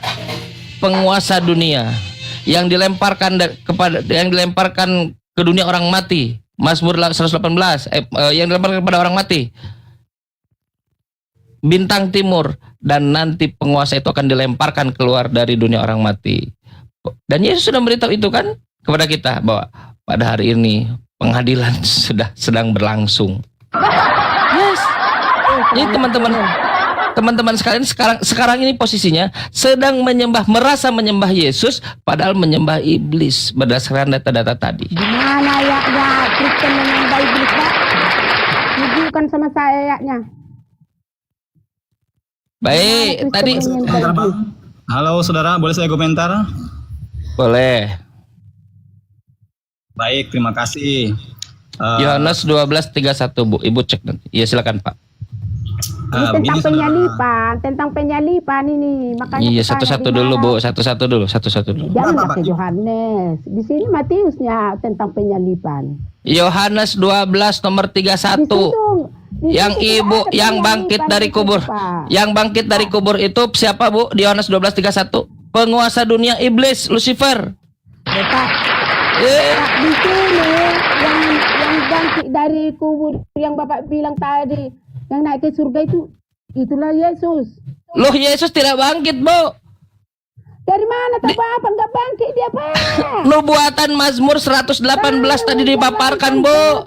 La haula wala quwata illa billah.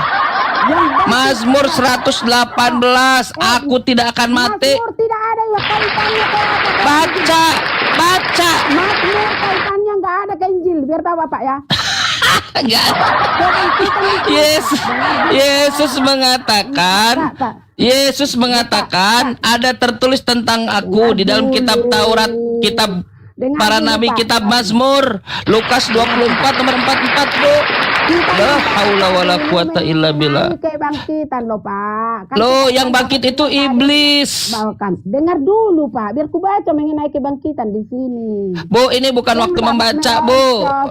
Tunggu ku baca Ibu baca Lukas 24 nomor 44. Yesus mengarahkan kita untuk melihat buku Mazmur. Kita buka buku Mazmur nomor pasal 118 bahwa Yesus tidak akan mati. Aku tidak akan mati, Ibu. Yes. Kalau ibu mau yang bangkit, ibu mau yang bangkit keluar dari dunia orang mati itu iblis. Yesus, dengar Bapak ya. Bangkitan Yesus. Ada waktu. Lewat menjelang menyingsingnya. Ada waktu ibu. Mas, Pak, Yesus tidak akan mati. Dia hidup. Hanya angkatan jahat yang mengharapkan dia mati. Yes.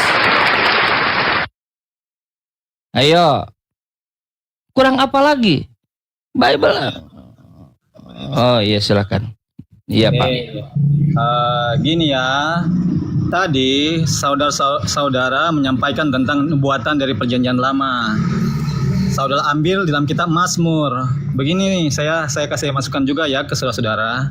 Begini, ketika kita belajar Alkitab, kita jangan cuma berpaut pada satu pasal saja. Misalnya contoh, saudara ambil tadi di dalam kitab Mazmur pasal berapa Yesus tidak akan mati? 118. Ya. Dia bunyinya gimana? Aku tidak akan mati. Berapa saudara? 17. 118 ayat 17. Supaya lebih jelas, kita baca ya. Kita baca gini, aku tidak akan mati tetapi hidup, dan aku akan menceritakan perbuatan Tuhan. Ya. Oke. Di sini kalau saudara langsung berpaut pada ayat ini benar. Alhamdulillah. Terima kasih. Alhamdulillah. Coba saudara lihat di dalam Mazmur pasal 22. Silakan Pak. Oke. Di dalam Mazmur pasal 22, di situ nubuatan tentang penyaliban Tuhan Yesus, Mesias. Ayat 2, Allahku, mengapa engkau meninggalkan aku? Kata nubuatan ini digenapi ketika Yesus di atas kayu salib. Mati nggak? Mati nggak? Ya? Mati ya? Mana matinya? Mana? Nggak ada. Mana matinya? Oke ya. Oke. Pak, jangan memasukkan kata-kata dalam buku itu, Pak. Wahyu 22. Bapak masalah kalau Bapak memasukkan kata-kata yang tidak ada, Bapak akan mendapatkan siksaan. Kalau Bapak kurangi, Bapak dapat pengurangan dari pohon kehidupan. Kenapa Bapak masukkan sesuatu yang tidak ada di situ? Loh, Yesus katakan Lukas 24 nomor 44 ada tertulis tentang aku dalam kitab Mazmur. Mazmur mengatakan aku tidak akan mati tapi hidup. Tuhan telah menghajar aku dengan keras tapi ia tidak akan menyerahkan aku kepada maut. Jadi Yesus tidak pernah masuk ke dunia orang mati. Lalu kalau kalian berharap bahwa kalian ada sosok yang kalian harapkan, tuhankan, sembah karena dia bangkit dari dunia orang mati, Lucifer, bintang timur. Loh, Bapak memaksakan Yesus tidak mati, Pak. Aku tidak akan mati, tidak pergi ke dunia orang maut, tidak akan menyerahkan pada dunia orang maut. Hanya Lucifer yang dia dilemparkan ke dunia orang maut, lalu dilemparkan keluar, masuk keluar. Itulah yang kalian imani sebagai Tuhan kalian. Kalian sembah dia, kalian tuhankan dia, kalian ikuti dia iblis. Makanya selalu dalam kesesatan. Yes. Sekarang saya sampaikan ya. Jadi begini. Dalam Perjanjian Lama, nubuatan tentang kematian Yesus banyak ditulis oleh para nabi. Yang pertama sebenarnya dari Kejadian juga sudah disampaikan ya, dalam Kejadian pasal 3 ayat 15. Ya. Itu tentang keturunan ular. Ular akan mematuk tumit dan keturunan dari anak perempuan ini akan meremukkan kepala ular, yaitu iblis, ya. Dalam Yesaya pasal 53 juga dijelaskan nubuatan tentang hal itu. Dalam 53 ayat 5, ia ditikam karena pelanggaran kita. Mati nggak? Diremukkan oleh karena kejahatan Mati kita. nggak? Mati nggak, Pak? Tunggu, nanti saya baca dulu ya, nanti dijelaskan sebentar. Oke, saya baca dulu ya supaya semua yang dengar juga. Nanti sebentar kita akan. Tapi dibaca, bukan di absen, Pak. Dibaca. Makanya Supaya saya orang baca. lihat mati tidak di situ. Ya, Orang dengar saya baca semua. ya. Silakan. Ia ditikam karena pelanggaran kita. Dia diremukkan oleh karena kejahatan kita. Ganjaran yang mendatangkan keselamatan bagi kita ditimpakan kepadanya, dan oleh bilur-bilurnya kita menjadi sembuh. Ini yang pertama dulu saya jelaskan ya. Mati tidak? Tunggu dulu, saya jelaskan ya. Itu poinnya, Mal. Bang Sunan mengatakan bahwa kenapa orang baik dihukum? Itu karena sudah dinubuatkan bahwa dia akan menerima hukuman. Di mana orang baik? Ini Tuhan saya mengatakan orang fasik sebagai ganti orang yang benar. Tuhan tidak akan menyerahkan orang benar, Pak. Di mana Tuhan akan menyerahkan orang benar, menghukum orang benar? Inilah saya baca, saudara ya. Inilah saya baca. Jadi dalam Yesaya 53 ayat 5 ini itu ditulis, baru di ayat juga. Di mana? Pak, berhenti mengabsen ayat. Berarti mengabsen nomor, berhenti. Bacakan, Pak. Bacakan. Inilah saya baca ya. Jadi dalam Yesaya 53 itu, ia ditikam dan seterusnya karena pelanggaran kita, ya. Dia diremukkan oleh karena Mati kejahatan kita, ya. Mati nggak? Yang pertama saya mau menekankan dulu yang tadi kata Bang Suma bahwa orang baik nggak disiksa, tetapi ini sudah dituliskan bahwa dia akan mengalami penderitaan ini karena pelanggaran kita, ya. Mati nggak? Nanti sebentar saya teruskan ya. Jadi Ih, yang saudara tadi baca nggak ada ya. Kamu jujur ke Kelly. Kamu ditanya mati apa enggak? Nggak, gini dulu bang, gini dulu, maksud saya begini, kita baca dulu semua dalil yang tertulis. Amsal 21 nomor 18, Pak. Orang fasik dipakai tebusan bagi orang yang benar. Pengkhianat dipakai tebusan bagi orang yang jujur. Jadi orang benar itu disiksa atau tidak disiksa, Pak? Kita kan sementara berbicara tentang Yesus Kristus. La haula wala quwata illa billah. Pelanggaran kita. Begitu, Itu saudara. klaim Bapak, itu klaim Paulus. Bukan klaim, Pak, bukan klaim Yesus. Kata Yesus, semua yang ada tertulis tentang aku dalam kitab Taurat, Musa, para nabi dan Mazmur. Kenapa tidak melihat itu? Bahwa aku tidak akan mati, tak akan dilemparkan kepada dunia orang mati. Susah sekali Bapak melihat apa yang tertulis. Karena hal itu benar terjadi bahwa pada kebangkitan Tidak, orang bilang tidak akan mati kok. begini. Bapak selama ini jangan ngikutin siapa kalau tidak mati. Gini bang, gini ya. Kan tadi sudah dibacakan tanda Nabi anak manusia akan bangkit pada hari yang ketiga. Enggak, jangan bohong. Tanda Nabi Yunus itu bukan begitu. Ada orang jahat, angkatan jahat yang menginginkan Yesus mati. Tapi kata Yesus, tidak ada tanda untuk kalian, nggak ada tanda. Tanda kalian yang menginginkan Yesus mati, Yesus celaka itu hanya ada satu tanda, tanda Yunus. Jadi yang menginginkan Yesus mati itu angkatan jahat. Yes, Pak. Lalu apa tanda yang disebutkan oleh Yesus? Seperti Yunus tinggal dalam perut ikan 3 hari 3 malam hidup, demikian juga anak manusia tinggal dalam rahim umbi 3 hari 3 malam hidup. Hidup. Kalau yang menginginkan Yesus mati itu angkatan jahat. Sekarang saya tanya, Pak, antara saya dan Bapak, Islam dan Kristen, siapa yang mengaminkan Yesus mati? Bapak Kristen atau Islam? Karena tertulis Yesus mati, saudara. Islam atau Kristen yang mengaminkan Yesus mati? Dalam Alkitab tertulis Yesus mati. Dan Islam atau Kristen yang mengaminkan Yesus mati? Ya, memang benar terjadi Yesus mati karena ada Islam atau Kristen yang mengaminkan Yesus mati, Pak? Kristen. Alhamdulillah. Berarti selama ini angkatan jahatnya adalah gini adalah ada tujuan Kristen. Bapak yang bilang angkatan jahat yang tidak setia ini yang menginginkan Yesus mati, dan angkatan jahatnya adalah Kristen. Jadi gini Bang, pada saat itu kalau Abang baca Alkitab secara keseluruhan, bangsa Yahudi khususnya para ahli-ahli Taurat dan orang Farisi, mereka tidak menerima Yesus. Sehingga Yesus mengatakan hal-hal itu kepada mereka angkatan yang jahat.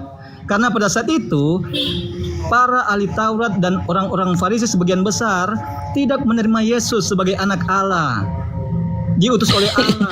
Ya kenapa kalian terima kalau gitu? Keselamatan datang dari bangsa Yahudi. Jangan terima Yesus sebagai Tuhan. Makanya Yesus pun tak pernah mengatakan dirinya Tuhan, ilahi, seperti yang dikatakan oleh Kristen hari ini kan. Selesai. Nah sekarang Pak, sekarang kita tanya kepada Bapak. Kalau Kristen meyakini Yesus mati, tolong berikan kepada saya satu saja murid yang memastikan Yesus mati. Satu saja nama. Berdasarkan dalil, berdasarkan data. Ada murid yang memastikan Yesus mati. Kalau perkataan Yesus tidak bisa dipercaya, nubuatan terkait Yesus berdasarkan addressing yang dilakukan oleh Yesus tidak dipercaya, lalu siapa lagi yang bisa kita percaya? Saya tanya kepada langsung dari bunker Bapak. Berikan kepada saya satu saja Pak, nama murid yang memastikan Yesus mati dalam Bible. Silahkan. Bukan cuma satu, ada banyak Bang. Satu aja. Rasul Petrus, ya. Di mana dalilnya? Di mana dalilnya? Lihat di dalam Kisah Para Rasul pasal 2, khotbah Petrus, ya. Bukan khotbah yang memastikan Yesus mati. Pak, tahu kan peristiwa penyaliban, Pak? Ya. Tahu peristiwa penyaliban? Siapa yang memastikan Yesus mati? Kita baca ya dalilnya ya dalam Kisah Para Rasul pasal 2. Di situ. Kalau yang mengklaim mati, Pak, bukannya Petrus, kalian semua miliaran orang mengklaim Yesus mati. Tapi yang ditanya bukan yang mengklaim Yesus mati. Yang ditanya adalah yang memastikan Yesus mati. Oke, saya baca ya. Begini, bunyinya gini. Kisah Para Rasul pasal 2 ayat 22. Hai orang-orang Israel, dengarkanlah perkataan ini. Yang aku maksudkan ialah Yesus dari Nazaret, seorang yang telah ditentukan Allah dan yang dinyatakan kepadamu dengan kekuatan dan mujizat-mujizat dan tanda-tanda yang dilakukan oleh Allah dengan perantaraan Dia di tengah-tengah kamu. Seperti yang kamu tahu, Dia yang diserahkan Allah menurut maksud dan rencananya telah kamu salibkan dan kamu bunuh oleh tangan bangsa-bangsa durhaka. Tetapi Allah membangkitkan Dia dengan melepaskan Dia dari sengsara maut, karena tidak mungkin Ia tetap berada dalam kuasa maut. Jadi itu. Coba baca nomor 32-nya, Pak. Ya. Cok nomor berapa itu ya? Saya jelaskan loh. Di sini juga Petrus mengutip tentang nubuatan yang disampaikan oleh Raja Daud. Sebab Daud berkata. Nomor 36, Pak. Pak, nomor 36-nya baca dulu. Iya, saya tahu itu, Pak. Saya tahu khotbah Petrus itu. Tunggu kan. Boleh, silakan. Abang kan tadi mengutip tentang perkataan Daud yang menyatakan Yesus tidak mati. Nah, di sini juga Petrus mengutip kata itu. Daud berkata tentang dia, aku senantiasa memandang kepada Tuhan karena Ia berdiri di sebelah tangan kananku, aku tidak goyah. Sebab engkau tidak menyerahkan aku kepada dunia orang mati dan tidak membiarkan orang kudusmu melihat kebinasaan. Ini yang saudara ambil sebagai dalil tadi dalam Mazmur pasal 118. Itu bukan Yesus, Pak. Bukan Yesus anak Maria itu, Pak. Saudara, dalam Alkitab saudara berbicara tentang Yesus Kristus, itu Yesus anak Maria. Coba baca nomor 36-nya, Pak. Jadi kalau coba baca nomor 36-nya. Oke. Ya 36. Jadi seluruh kalian harus tahu dengan pasti bahwa Allah telah membuat Yesus yang kamu salibkan itu menjadi Tuhan dan Kristus. Tuh. Anak Maria sudah menjadi Kristus sejak kapan, Pak? Sejak lahir kan? Lahir tahun 4 Masehi. Benar. Tetapi yang Bapak sebutkan ini, oknum ini, tetap seluruh kaum Israel harus tahu dengan pasti bahwa Yesus yang kamu salibkan itu menjadi Tuhan dan menjadi Kristus ketika setelah disalibkan. Jadi Kristus yang mana, Pak? Kristus anak Maria yang sudah jadi Kristus ketika di Lukas 2:11 lahir, atau Kristus yang baru jadi setelah disalib? Ini ya Bang. Sudah saya jawab. Ya, Kristus yang mana? Jadi gini bang, abang salah mengerti, gagal paham tentang ayat ini. Baca dulu. Baca dulu. Baca ya. Jadi seluruh tahu dengan pasti bahwa Allah telah membuat Yesus yang kamu salibkan itu menjadi Tuhan dan Kristus. Maksudnya menjadi Tuhan dan Kristus. Ngapain, kan sudah Kristus dari dulu, Pak? Ya memang sudah dari dulu. Ngapain menjadi Kristus lagi? Loh, ngapain menjadi Kristus lagi? Kalau dia sudah Kristus, ngapain jadi Kristus lagi setelah disalib? Berarti ini bukan Yesus Kristus anak Maria, tetapi Kristus palsu yang dinubuatkan oleh anak Maria. Matius 24, nomor 3, nomor 4, nomor 5. Banyak waspadalah, jangan ada yang menyesatkan kamu. Karena banyak orang akan menggunakan namaku, penyesat, dan dia akan mengaku dirinya Kristus. Yes, maka kata Yesus, Matius 24 nomor 23, jika kamu melihat Yesus di sana, Yesus di sini, Kristus di sana, Kristus di sini, jangan percaya. Kalau Bapak baca nomor 31-nya, bahwa Kristus yang di situ, dia baru keluar, tidak ditinggalkan dari dunia orang mati. Tidak ditinggalkan, saya tidak ditinggalkan dari dalam mobil, berarti asal saya, origin saya dari mobil, lalu keluar, tidak ditinggalkan dalam mobil. Dia tidak ditinggalkan di dunia orang mati. Nah, Yohanes pasal 12 nomor 31, dilemparkan keluar dari dunia orang mati. Siapa? Lucifer, iblis yang kalian sangka Yesus Kristus. Yes. KPR data Bapak pasal 2 nomor 36. Saya jawab, sudah. Apanya yang dijawab? Saya tidak Sudah nanya. saya jawab. Oke. Narasi saudara tadi saya akan jawab. Kalau saudara baca tadi di ayat yang tadi, ini satu ayat di pasal 2. Baca dulu sebelumnya di ayat yang ke-22, maksud dari siapa Yesus itu yang Petrus khotbahkan. Lihat ayat 22. Baca ayat 22. Hai orang-orang Israel, dengarkanlah perkataan ini. Yang aku maksudkan ialah Yesus dari Nazaret. Nah, kalau saudara bilang itu bukan Yesus Kristus anak Maria, siapa lagi Yesus dari Nazaret yang dimaksudkan Petrus? Kalau bukan Yesus kan Yesus anak Maria berkata sebelumnya, jika kamu melihat Kristus di sana, Kristus di sini, percaya atau jangan percaya? Tetapi ayat ini percaya atau jangan percaya? Tetapi pasal ini sementara percaya atau jangan percaya, Pak? Jika kamu melihat Kristus di sana, Kristus di sini, percaya atau jangan percaya? Jangan sembarang percaya, jangan percaya, dieliminasi semua. Jangan percaya, Pak, karena dia terangkat ke langit. Jika kamu melihat Kristus di sana, Kristus di sini, jangan percaya. Kisah Para Rasul pasal 2 yang Bapak sebutkan, nomor 31, dia Yesus yang dimaksud, yang Bapak maksud nih, tidak ditinggalkan di dunia orang mati. Berarti dia originnya dari orang mati. Kalau Bapak lihat original teksnya, itulah Hades, dari neraka. Siapa yang dari neraka? Lucifer. Yohanes pasal 12 nomor 31, Yesus yang Anda maksud itu, Kristus yang Anda maksud itu, dia dilemparkan dari dunia orang mati. Itulah yang kalian sembah, yang kalian jadikan Kristus setelah penyaliban. KPR pasal 2 nomor 36, seluruh kaum Israel harus tahu bahwa Tuhan membuat Yesus yang kamu salibkan menjadi Kristus. Sedangkan anak Maria sudah menjadi Kristus di Lukas 2:11. Ketika lahir, pada hari ini telah lahir Juru Selamat, Kristus, orang yang diurapi Tuhan. Sudah jadi Kristus. Jadi gini Bang, supaya abang gagal paham, di dalam kisah pasal 2 ini yang dimaksudkan Petrus dalam khotbahnya di ayat 22 Bang, Yesus dari Nazaret. Iya, jangan percaya kata anak Maria. Percaya atau jangan percaya? Konteksnya. Jadi kalau abang tadi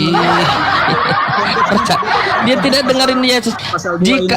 Makanya itulah penyesat, Pak. Penyesat itu Anda akan disodorkan sesuatu yang harus Anda percayai. Mirip-mirip. Penyesat namanya juga, menyesatkan. Tapi Yesus mengajarkan kepada kita Matius 24, jika kamu melihat Kristus di sana, Kristus di sini, jangan percaya. Loh, semuanya sudah jelas. Kalau mau lihat Yesus, tanya kepada Yesus. Dia hidup. Mohon izin Bang. Izin Bang nanya. menurut abang yang di kitab Yesaya 14:12 itu bintang timur itu Lucifer ya bang? Mohon maaf, cuman mau nanya aja bang pandangannya abang. Itu yang dimaksud di situ itu Lucifer kah? Bintang timur itu yang dimaksud itu si iblis atau si Lucifer itu kah? Menurut Anda bintang timur siapa? Saya mau nanya abang dulu, maksudnya abang pandangannya itu tentang bintang timur yang dimaksud itu siapa gitu? Iya, Lucifer.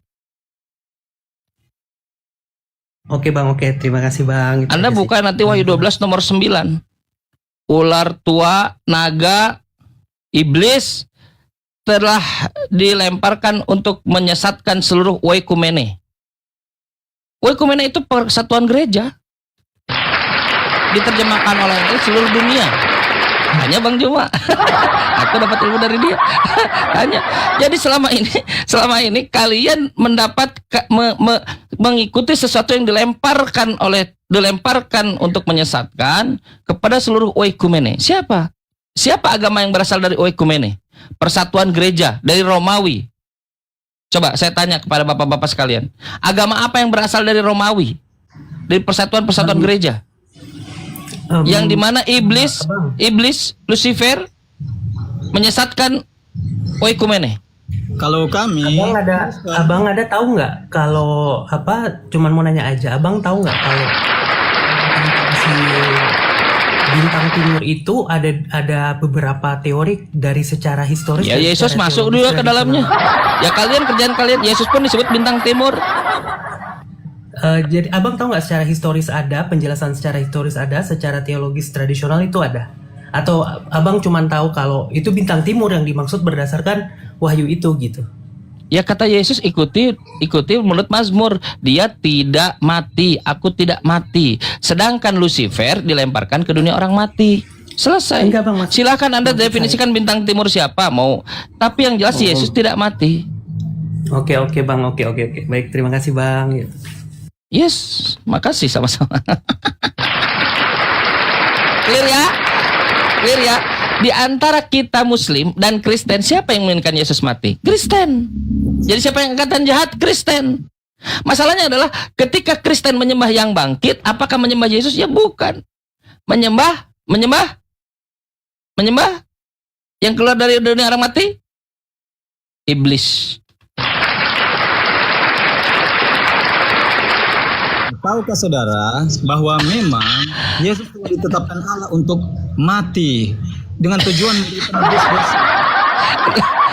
Mazmur la haula wala quwata illa billah diulang-ulang. Aku tidak akan mati, Pak. Iya, itu pun saya sudah Tuhan tidak menyerahkan aku pada kematian, Pak. Mazmur 118. Itu kita sudah bahas. Dalam kisah pasal 2 tadi, Petrus pun mengutip hal itu. Di dalam kisah Rasul pasal 2, Rasul Petrus mengutip itu, dia tidak akan mati, kata Daud. Nah, bagus. Jadi Yesus mati atau hidup? Baik, Yesus mati atau hidup? Yesus mati atau hidup? Hidup. Loh, bagus hidup. Bagus kalau Yesus hidup. Karena dibangkitkan pada hari yang ketiga. Yesus tidak tetap tinggal dalam kematian tetapi dibangkitkan. Dengan ada tujuan itu, Bang. Nanti saya baca. Kalau kenapa Yesus mati dan bangkit? Itu ada tujuannya, ya. Karena ketika manusia telah jatuh dalam dosa dalam Kejadian pasal 1, Pak, Yesus mati atau hidup? Kejadian pasal 3, ketika manusia jatuh dalam dosa, Pak, Yesus mati atau hidup? Mati dan hidup pada hari yang ketiga dibangkitkan. Aku tidak akan mati tetapi hidup.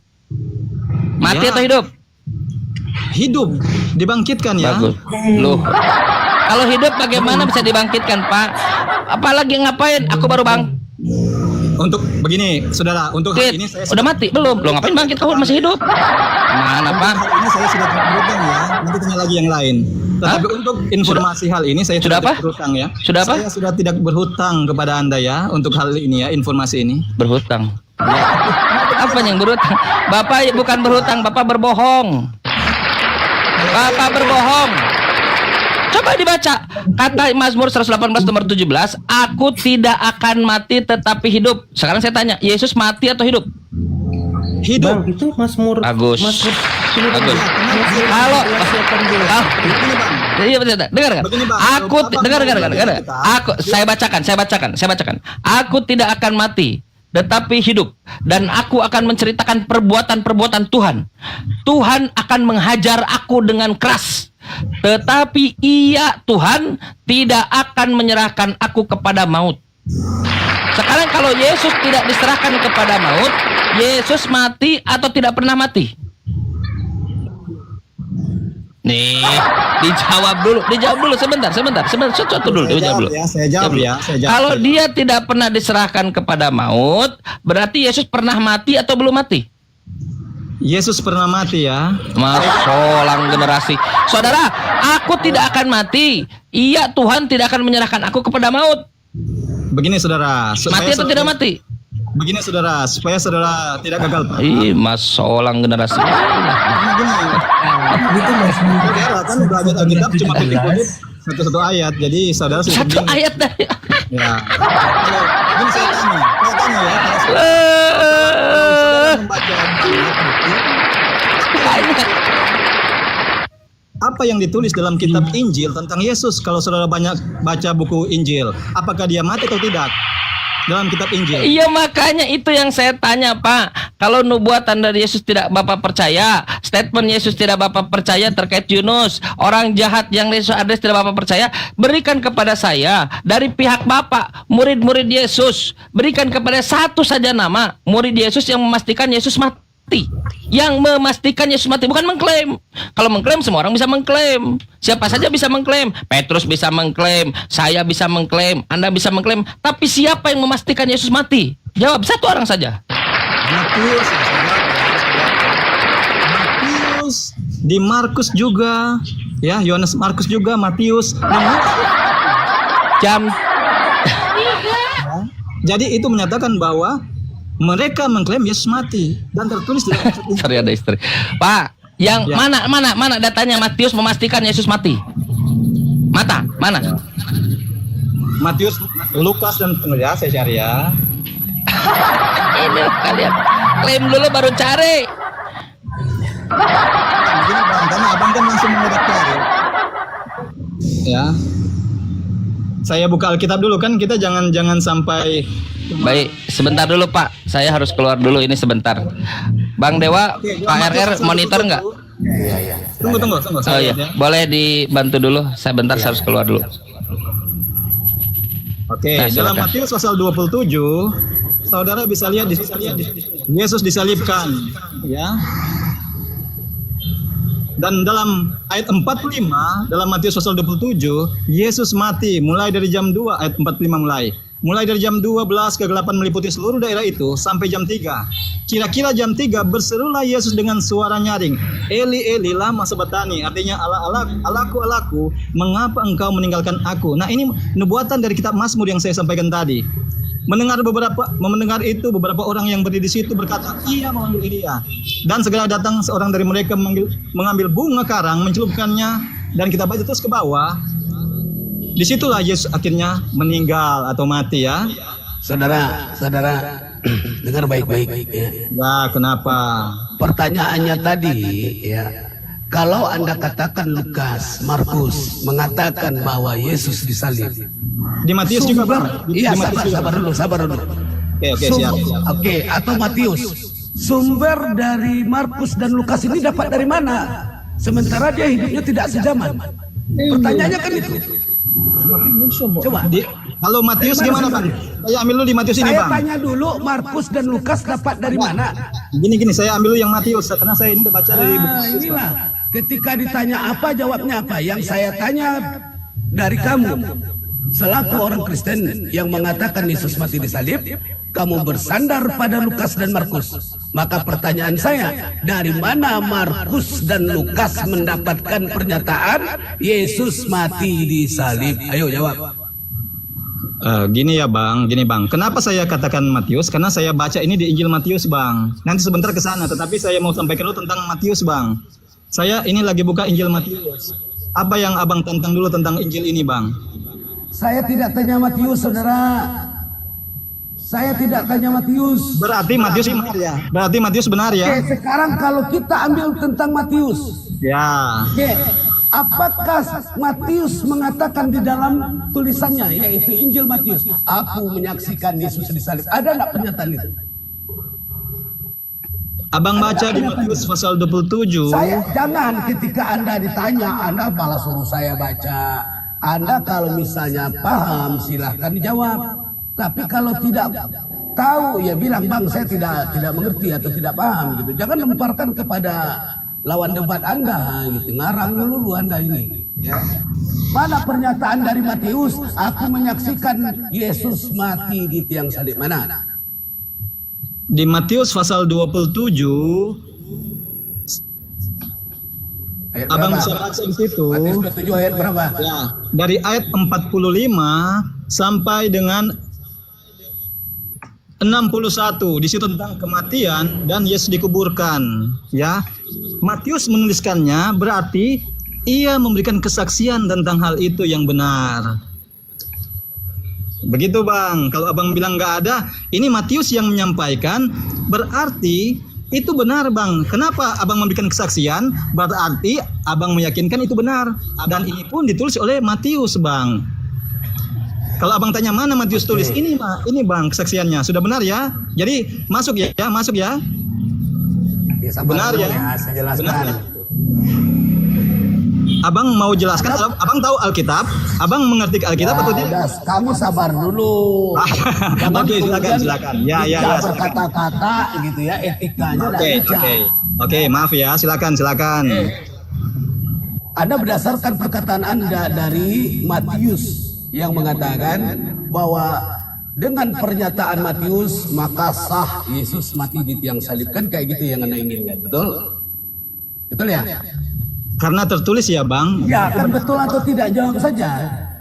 Benar. Ya. Dan Injil-Injil yang lain juga. Matius 27:45 sampai sekian merupakan dalil bahwa Yesus mati di tiang salib. Ini pernyataan Anda. Oke? Betul tidak? Ya, saudara. Oke. Nah, Ya. kalau saya ingin mempertajam lagi analisis ini, ya, pernyataan tentang Paulus, ada enggak kemudian murid dari 12 yang Yesus miliki mendukung pernyataan dari Matius? Ada enggak? Coba jawab.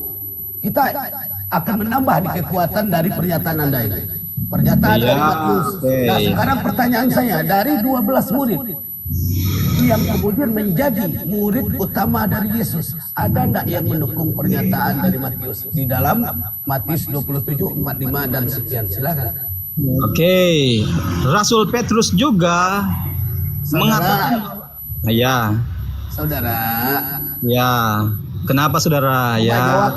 Jawab dulu. Ini namanya yang ini dia juga mengatakan. Nah, coba cerai begitu, jangan lari-lari kita. Nah,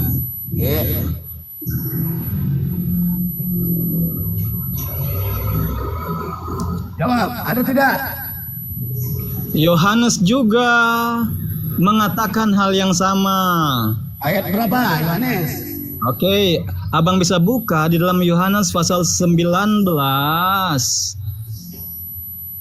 Lihat di situ sampai Yohanes 19 ayat berapa? Ya.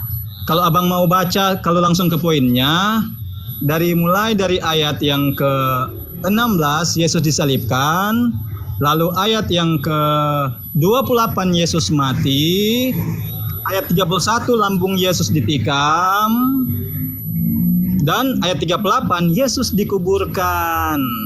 Begitu Bang. Ini dari Rasul Yohanes 19. Sabar. Ya, silakan. Yohanes yang Anda katakan ya 19:16 ini cuma menceritakan gambaran bahwa tentang Pilatus yang menyerahkan Yesus kepada mereka untuk disalibkan. Ya. Nah, tetapi Yohanes tidak pernah mengatakan aku melihat Yesus disalib, tidak. Yang dia gambarkan adalah latar belakang bahwa sebelum terjadi penyaliban itu ada proses. Prosesnya apa? Ada kemudian Yesus dibawa ke hadapan seorang yang bernama Pilatus. Yohanes tidak pernah mengatakan aku melihat Yesus disalib. Tidak ada, saudara. Jangan bohong lagi kita. Ya. Yang saya minta dari Anda dari tadi, Anda kan mengatakan Matius mendeklarkan bahwa Yesus mati di tiang salib. Saya minta dari Anda, ada enggak dari 12 murid lainnya yang mendukung pernyataan Matius bahwa aku melihat Yesus mati di tiang salib? Itu yang saya tanya. Oke, silakan. Ya gini Bang, di sini jelas sekali Bang. Di dalam Yohanes pasal 19, Rasul Yohanes menjelaskan dengan detail kesaksian tentang hal itu. Mulai dari hadapan Pilatus sampai dengan kematian Yesus Bang. Kesaksian yang diberikan oleh Yohanes ini sangat jelas uraian peristiwanya Bang. Bukan gambaran lagi tapi uraian peristiwanya ini Bang. Jelas sekali Bang. Menguatkan juga saling mendukung dengan kesaksian Matius. Oke, gini saja. Begitu Bang ya. Gini saja. Mana pernyataan Yohanes di dalam Yohanes 19 itu aku melihat Yesus mati di tiang salib mana? Ini Bang uraian kesaksian yang diberikan. Saya Apakah bukan butuh pernyataan Bang? uraian yang saya tanya. Yohanes menyaksikan Yesus mati di tiang salib mana ayatnya? Saya sedikit gambarkan kepada Abang ya. Bang, bagaimana bisa Yohanes menjelaskan secara detail kalau dia tidak mengetahuinya, Saya Bang? tidak tanya penjelasan. Berarti ini Yohanes mengetahuinya, Bang. Ya. Pertanyaan saya sebenarnya sederhana saja kalau saudara ini mengerti pertanyaan saya. Ya. Mana pernyataan Yohanes yang mengatakan kepada orang-orang Yahudi, aku melihat Yesus mati di tiang salib, ada atau tidak? Ini dengan jelas kesaksian Yohanes. Ya Allah. Jelas, Bang.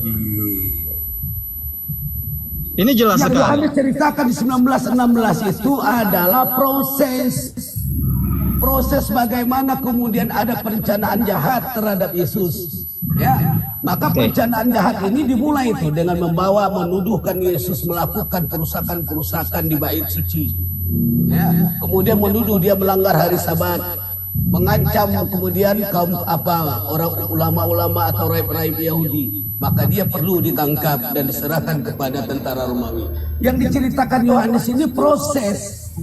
Tetapi Yohanes tidak pernah mengatakan aku melihat menyaksikan Yesus mati di tiang salib. Tidak ada, saudara. Oke, saya baca ya. Saya baca ya kesaksian Yohanes yang sampaikan ya. Oke. Mana saya sebut satu ayat. Jadi gini ya Bang. Di akhir kitab Yohanes dia tulis begini. Dialah murid yang memberikan kesaksian tentang semuanya ini dan yang telah menuliskannya dan kita tahu bahwa kesaksiannya itu benar. Ingat Bang, di dalam pengadilan orang yang memberi kesaksian berarti ia orang yang tahu. Kamu Bang. ngawur, ini yang saya tanya. Baca sendiri Bang, baca sendiri Bang. Yang Baca saya sendiri. tanya itu sama kamu, ya kamu dari tadi mutar-mutar. Kalau tidak ada, bilang tidak ada. Jangan nipu di sini, saudara. Yang saya tanya bukan tentang kebenaran apakah yang dia ceritakan, tidak. Yang saya tanyakan kepada kuping dipakai kuping. Ada enggak Yohanes mengatakan aku menyaksikan Yesus mati di tiang salib? Ada enggak? Ini ditulis ini Bang, di sini ditulis. Saya semua Si goblok yang saya tanya bukan itu. Jangan dong bilang gitu Bang. Kamu ini ngerti enggak apa yang saya tanya? Kita diskusi yang sopan saja Di Bang. dalam Jangan tulisan panas. Yohanes itu, di dalam tulisan Yohanes itu ada enggak Yohanes mengatakan aku menyaksikan kematian Yesus di tiang salib? Ada atau tidak? Bukan cuma di tiang salib yang dia nyatakan benar, tetapi semua yang ditulis dalam kitab Yohanes di sini menuliskan bahwa kesaksiannya itu benar. Baca di ayat 24 Bang. Bukan cuma kematian tentang Yesus, tetapi semua tentang peristiwa tentang Yesus diberikan kesaksian bahwa itu benar Bang. Bukan cuma kematian saja, tetapi semua yang ditulis dalam kitab Yohanes dia berikan kesaksian bahwa itu semua benar. Di dalam Yohanes Sekarang pasal ini 21 saja ayat 24. supaya kita enggak buang-buang waktu. Coba Anda ulangi pertanyaan saya. Apa pertanyaan saya? Ya, abang kan gini, abang kan meminta harus Yohanes mengklaim untuk kematian Yesus di mana dia mengatakan, ya. Apa yang Gitu kau ya. sebut ini yang saya kemudian nih, makanya kuping itu dipakai. Nah, tadi kan abang bilang gini. Tunggu Bang. Jangan orang ngomong ya, kau kemudian pura-pura lengah. Tapi ketika Tunggu. ditanya, kan lain yang kau jawab nih pertanyaan saya. Kau kan tadi mengklaim Matius, berdasarkan pernyataan Matius, kita semua mengetahui Yesus mati di tiang salib. Ini satu pernyataan dari. Kemudian pertanyaan saya, atas apa yang engkau katakan. Yesus mempunyai 12 murid. Selain pernyataan Matius, ada enggak dari 12 murid lainnya yang mendukung pernyataan Matius bahwa Yesus mati di tiang salib? Nah, kemudian engkau bawa Yohanes. Maka saya tanya, Yohanes ayat berapa yang mengatakan Yohanes menyaksikan Yesus mati di tiang salib? Maka kau bawa, kami mutar-mutar dari tadi itu. Ya, tak jelas satupun ada yang jawab. Gini Bang, Pertanyaan saya ulang lagi pertanyaan saya. Ada enggak dalam kitab tulisan Yohanes, Yohanes mengatakan, aku menyaksikan Yesus mati di tiang salib? ada Bang, itu Ayat saya sudah berapa? sampaikan tadi, Yohanes pasal 19, Yohanes memberikan kesaksian tentang kematian Yesus Bang. Pasal 19 ayat berapa? Ya, sampai dengan ayat yang ke-28 Yesus mati. Nah, sampai Sesudah ayat itu, ke-28 di Ya. mana kemudian pasal 19 sampai ayat 28 itu Terus lagi tertulis sampai ke- Yohanes. Sabar. Di Gini, mana Bang. pasal 19 ayat 28 itu tertulis Yohanes mengatakan aku menyaksikan Yesus mati di tiang salib. Tidak ada, saudara. Jangan kemudian Anda melakukan dusta. Ya, ini saya bacakan. Ya. 19:16. Akhirnya Pilatus menyerahkan kepada mereka untuk disalibkan. 19:16b. Mereka menerima Yesus. 19:17. Sambil memikul salibnya, ia pergi ke luar tempat yang bernama tempat tengkorak, dalam bahasa Ibrani-nya adalah Golgota. Tidak ada pernyataan Yohanes, aku menyaksikan dengan mata aku bahwa Yesus disalib. Tidak ada. Gini Bang, Abang kan mau mencari bahwa Yohanes ini kan kesaksian yang diberikan Bang. Apakah Yohanes memberikan kesaksian dia nggak melihat, dia nggak mengetahui? Jujur atau tidak dalam diskusi ini? Tunggu Bang, tunggu saya jelaskan loh. Begini Bang, ketika Abang memberikan keterangan kesaksian kepada orang lain tentang suatu hal, apakah Abang nggak tahu atau tahu itu sehingga memberikan keterangan kesaksian itu? Pasti Abang tahu. Begitu juga Yohanes. Saya jawab. Begitu juga Yohanes ketika dia menyampaikan kesaksian ini, berarti dia tahu itu Bang. Diam dulu, ya. Kalau kita mau jujur dalam diskusi ini, sesungguhnya Injil Matius, Injil Yohanes, Injil Markus, Injil Lukas itu berdasarkan temuan kodek, itu tidak ada nama Injil Markus, Injil Lukas itu. Ya, kalau kau mau jujur dalam bicara tentang kodek. Semuanya bersifat anonim. Tidak ada dalam penemuan kodeks Sinaiticus tertulis bahwa ini adalah bernama Injil Yohanes, ini bernama Injil Matius, ini bernama Injil Lukas. Tidak ada. Kau belajar lagi itu historical teologi itu. Ya, penemuan kodek tidak mencantumkan nama penulis dari apa yang tertulis di dalam kodek. Tetapi kemudian orang Kristen melakukan kanonisasi. Maka dibikinlah ini Injil Yohanes, ini Injil Matius, ini Injil Lukas, ini Injil Markus. Ini kalau kau belajar sebenarnya, maka ketika kau tanyakan kepada saya, kalau Yohanes tidak melihat, bagaimana mungkin Yohanes kemudian menceritakan? Padahal memang tidak ada tulisan itu adalah tulisan Yohanes. Ya, artinya kalau memang tulisan itu bersifat anonim, tidak diketahui siapa nama penulisnya, maka tidak bisa dinisbatkan Matius, Yohanes sebagai yang menyaksikan penyaliban dari Yesus. Paham sampai di sini atau tidak? Kau belajar lagi tuh. Oke, saya jawab ya saudara. Begini, saudara, Alkitab ini sudah ada ribuan tahun dan dipercaya oleh para doktor-doktor, orang-orang yang terpelajar bahwa Alkitab ini adalah benar. Nah, bagaimana mungkin kalau saudara umurnya belum sampai 100 tahun aja mau mengatakan Injil ini salah? Ya, sudah ribuan tahun Injil ini tetap teguh diterima oleh para orang-orang terpelajar, doktor-doktor menyatakan bahwa Alkitab ini benar. Masa akan kita yang baru saja umur belum sampai 100 tahun mau mengatakan ini salah? Saudara, bukan RR77 yang mengatakan penulisnya bersifat anonim, tapi penelitian historikal teologi yang mengatakan penulisannya bersifat anonim. Anda salahkan kemudian pakar-pakar sejarah itu. Kenapa pakar sejarah mengatakan Kodeks Sinaiticus itu ya penulisnya bersifat anonim? Bukan saya tidak berani mengklaim. Tetapi penelitian sejarawan arkeologi mengatakan bahwa Kodeks Sinaiticus itu tidak mencantumkan nama penulis. Paham sampai di sini? Ya. Maka dari tadi Anda bercerita tentang Markus, Matius, Lukas segala macam, ya. Seakan Anda meyakinkan bahwa dengan tulisan dari Yohanes, Matius,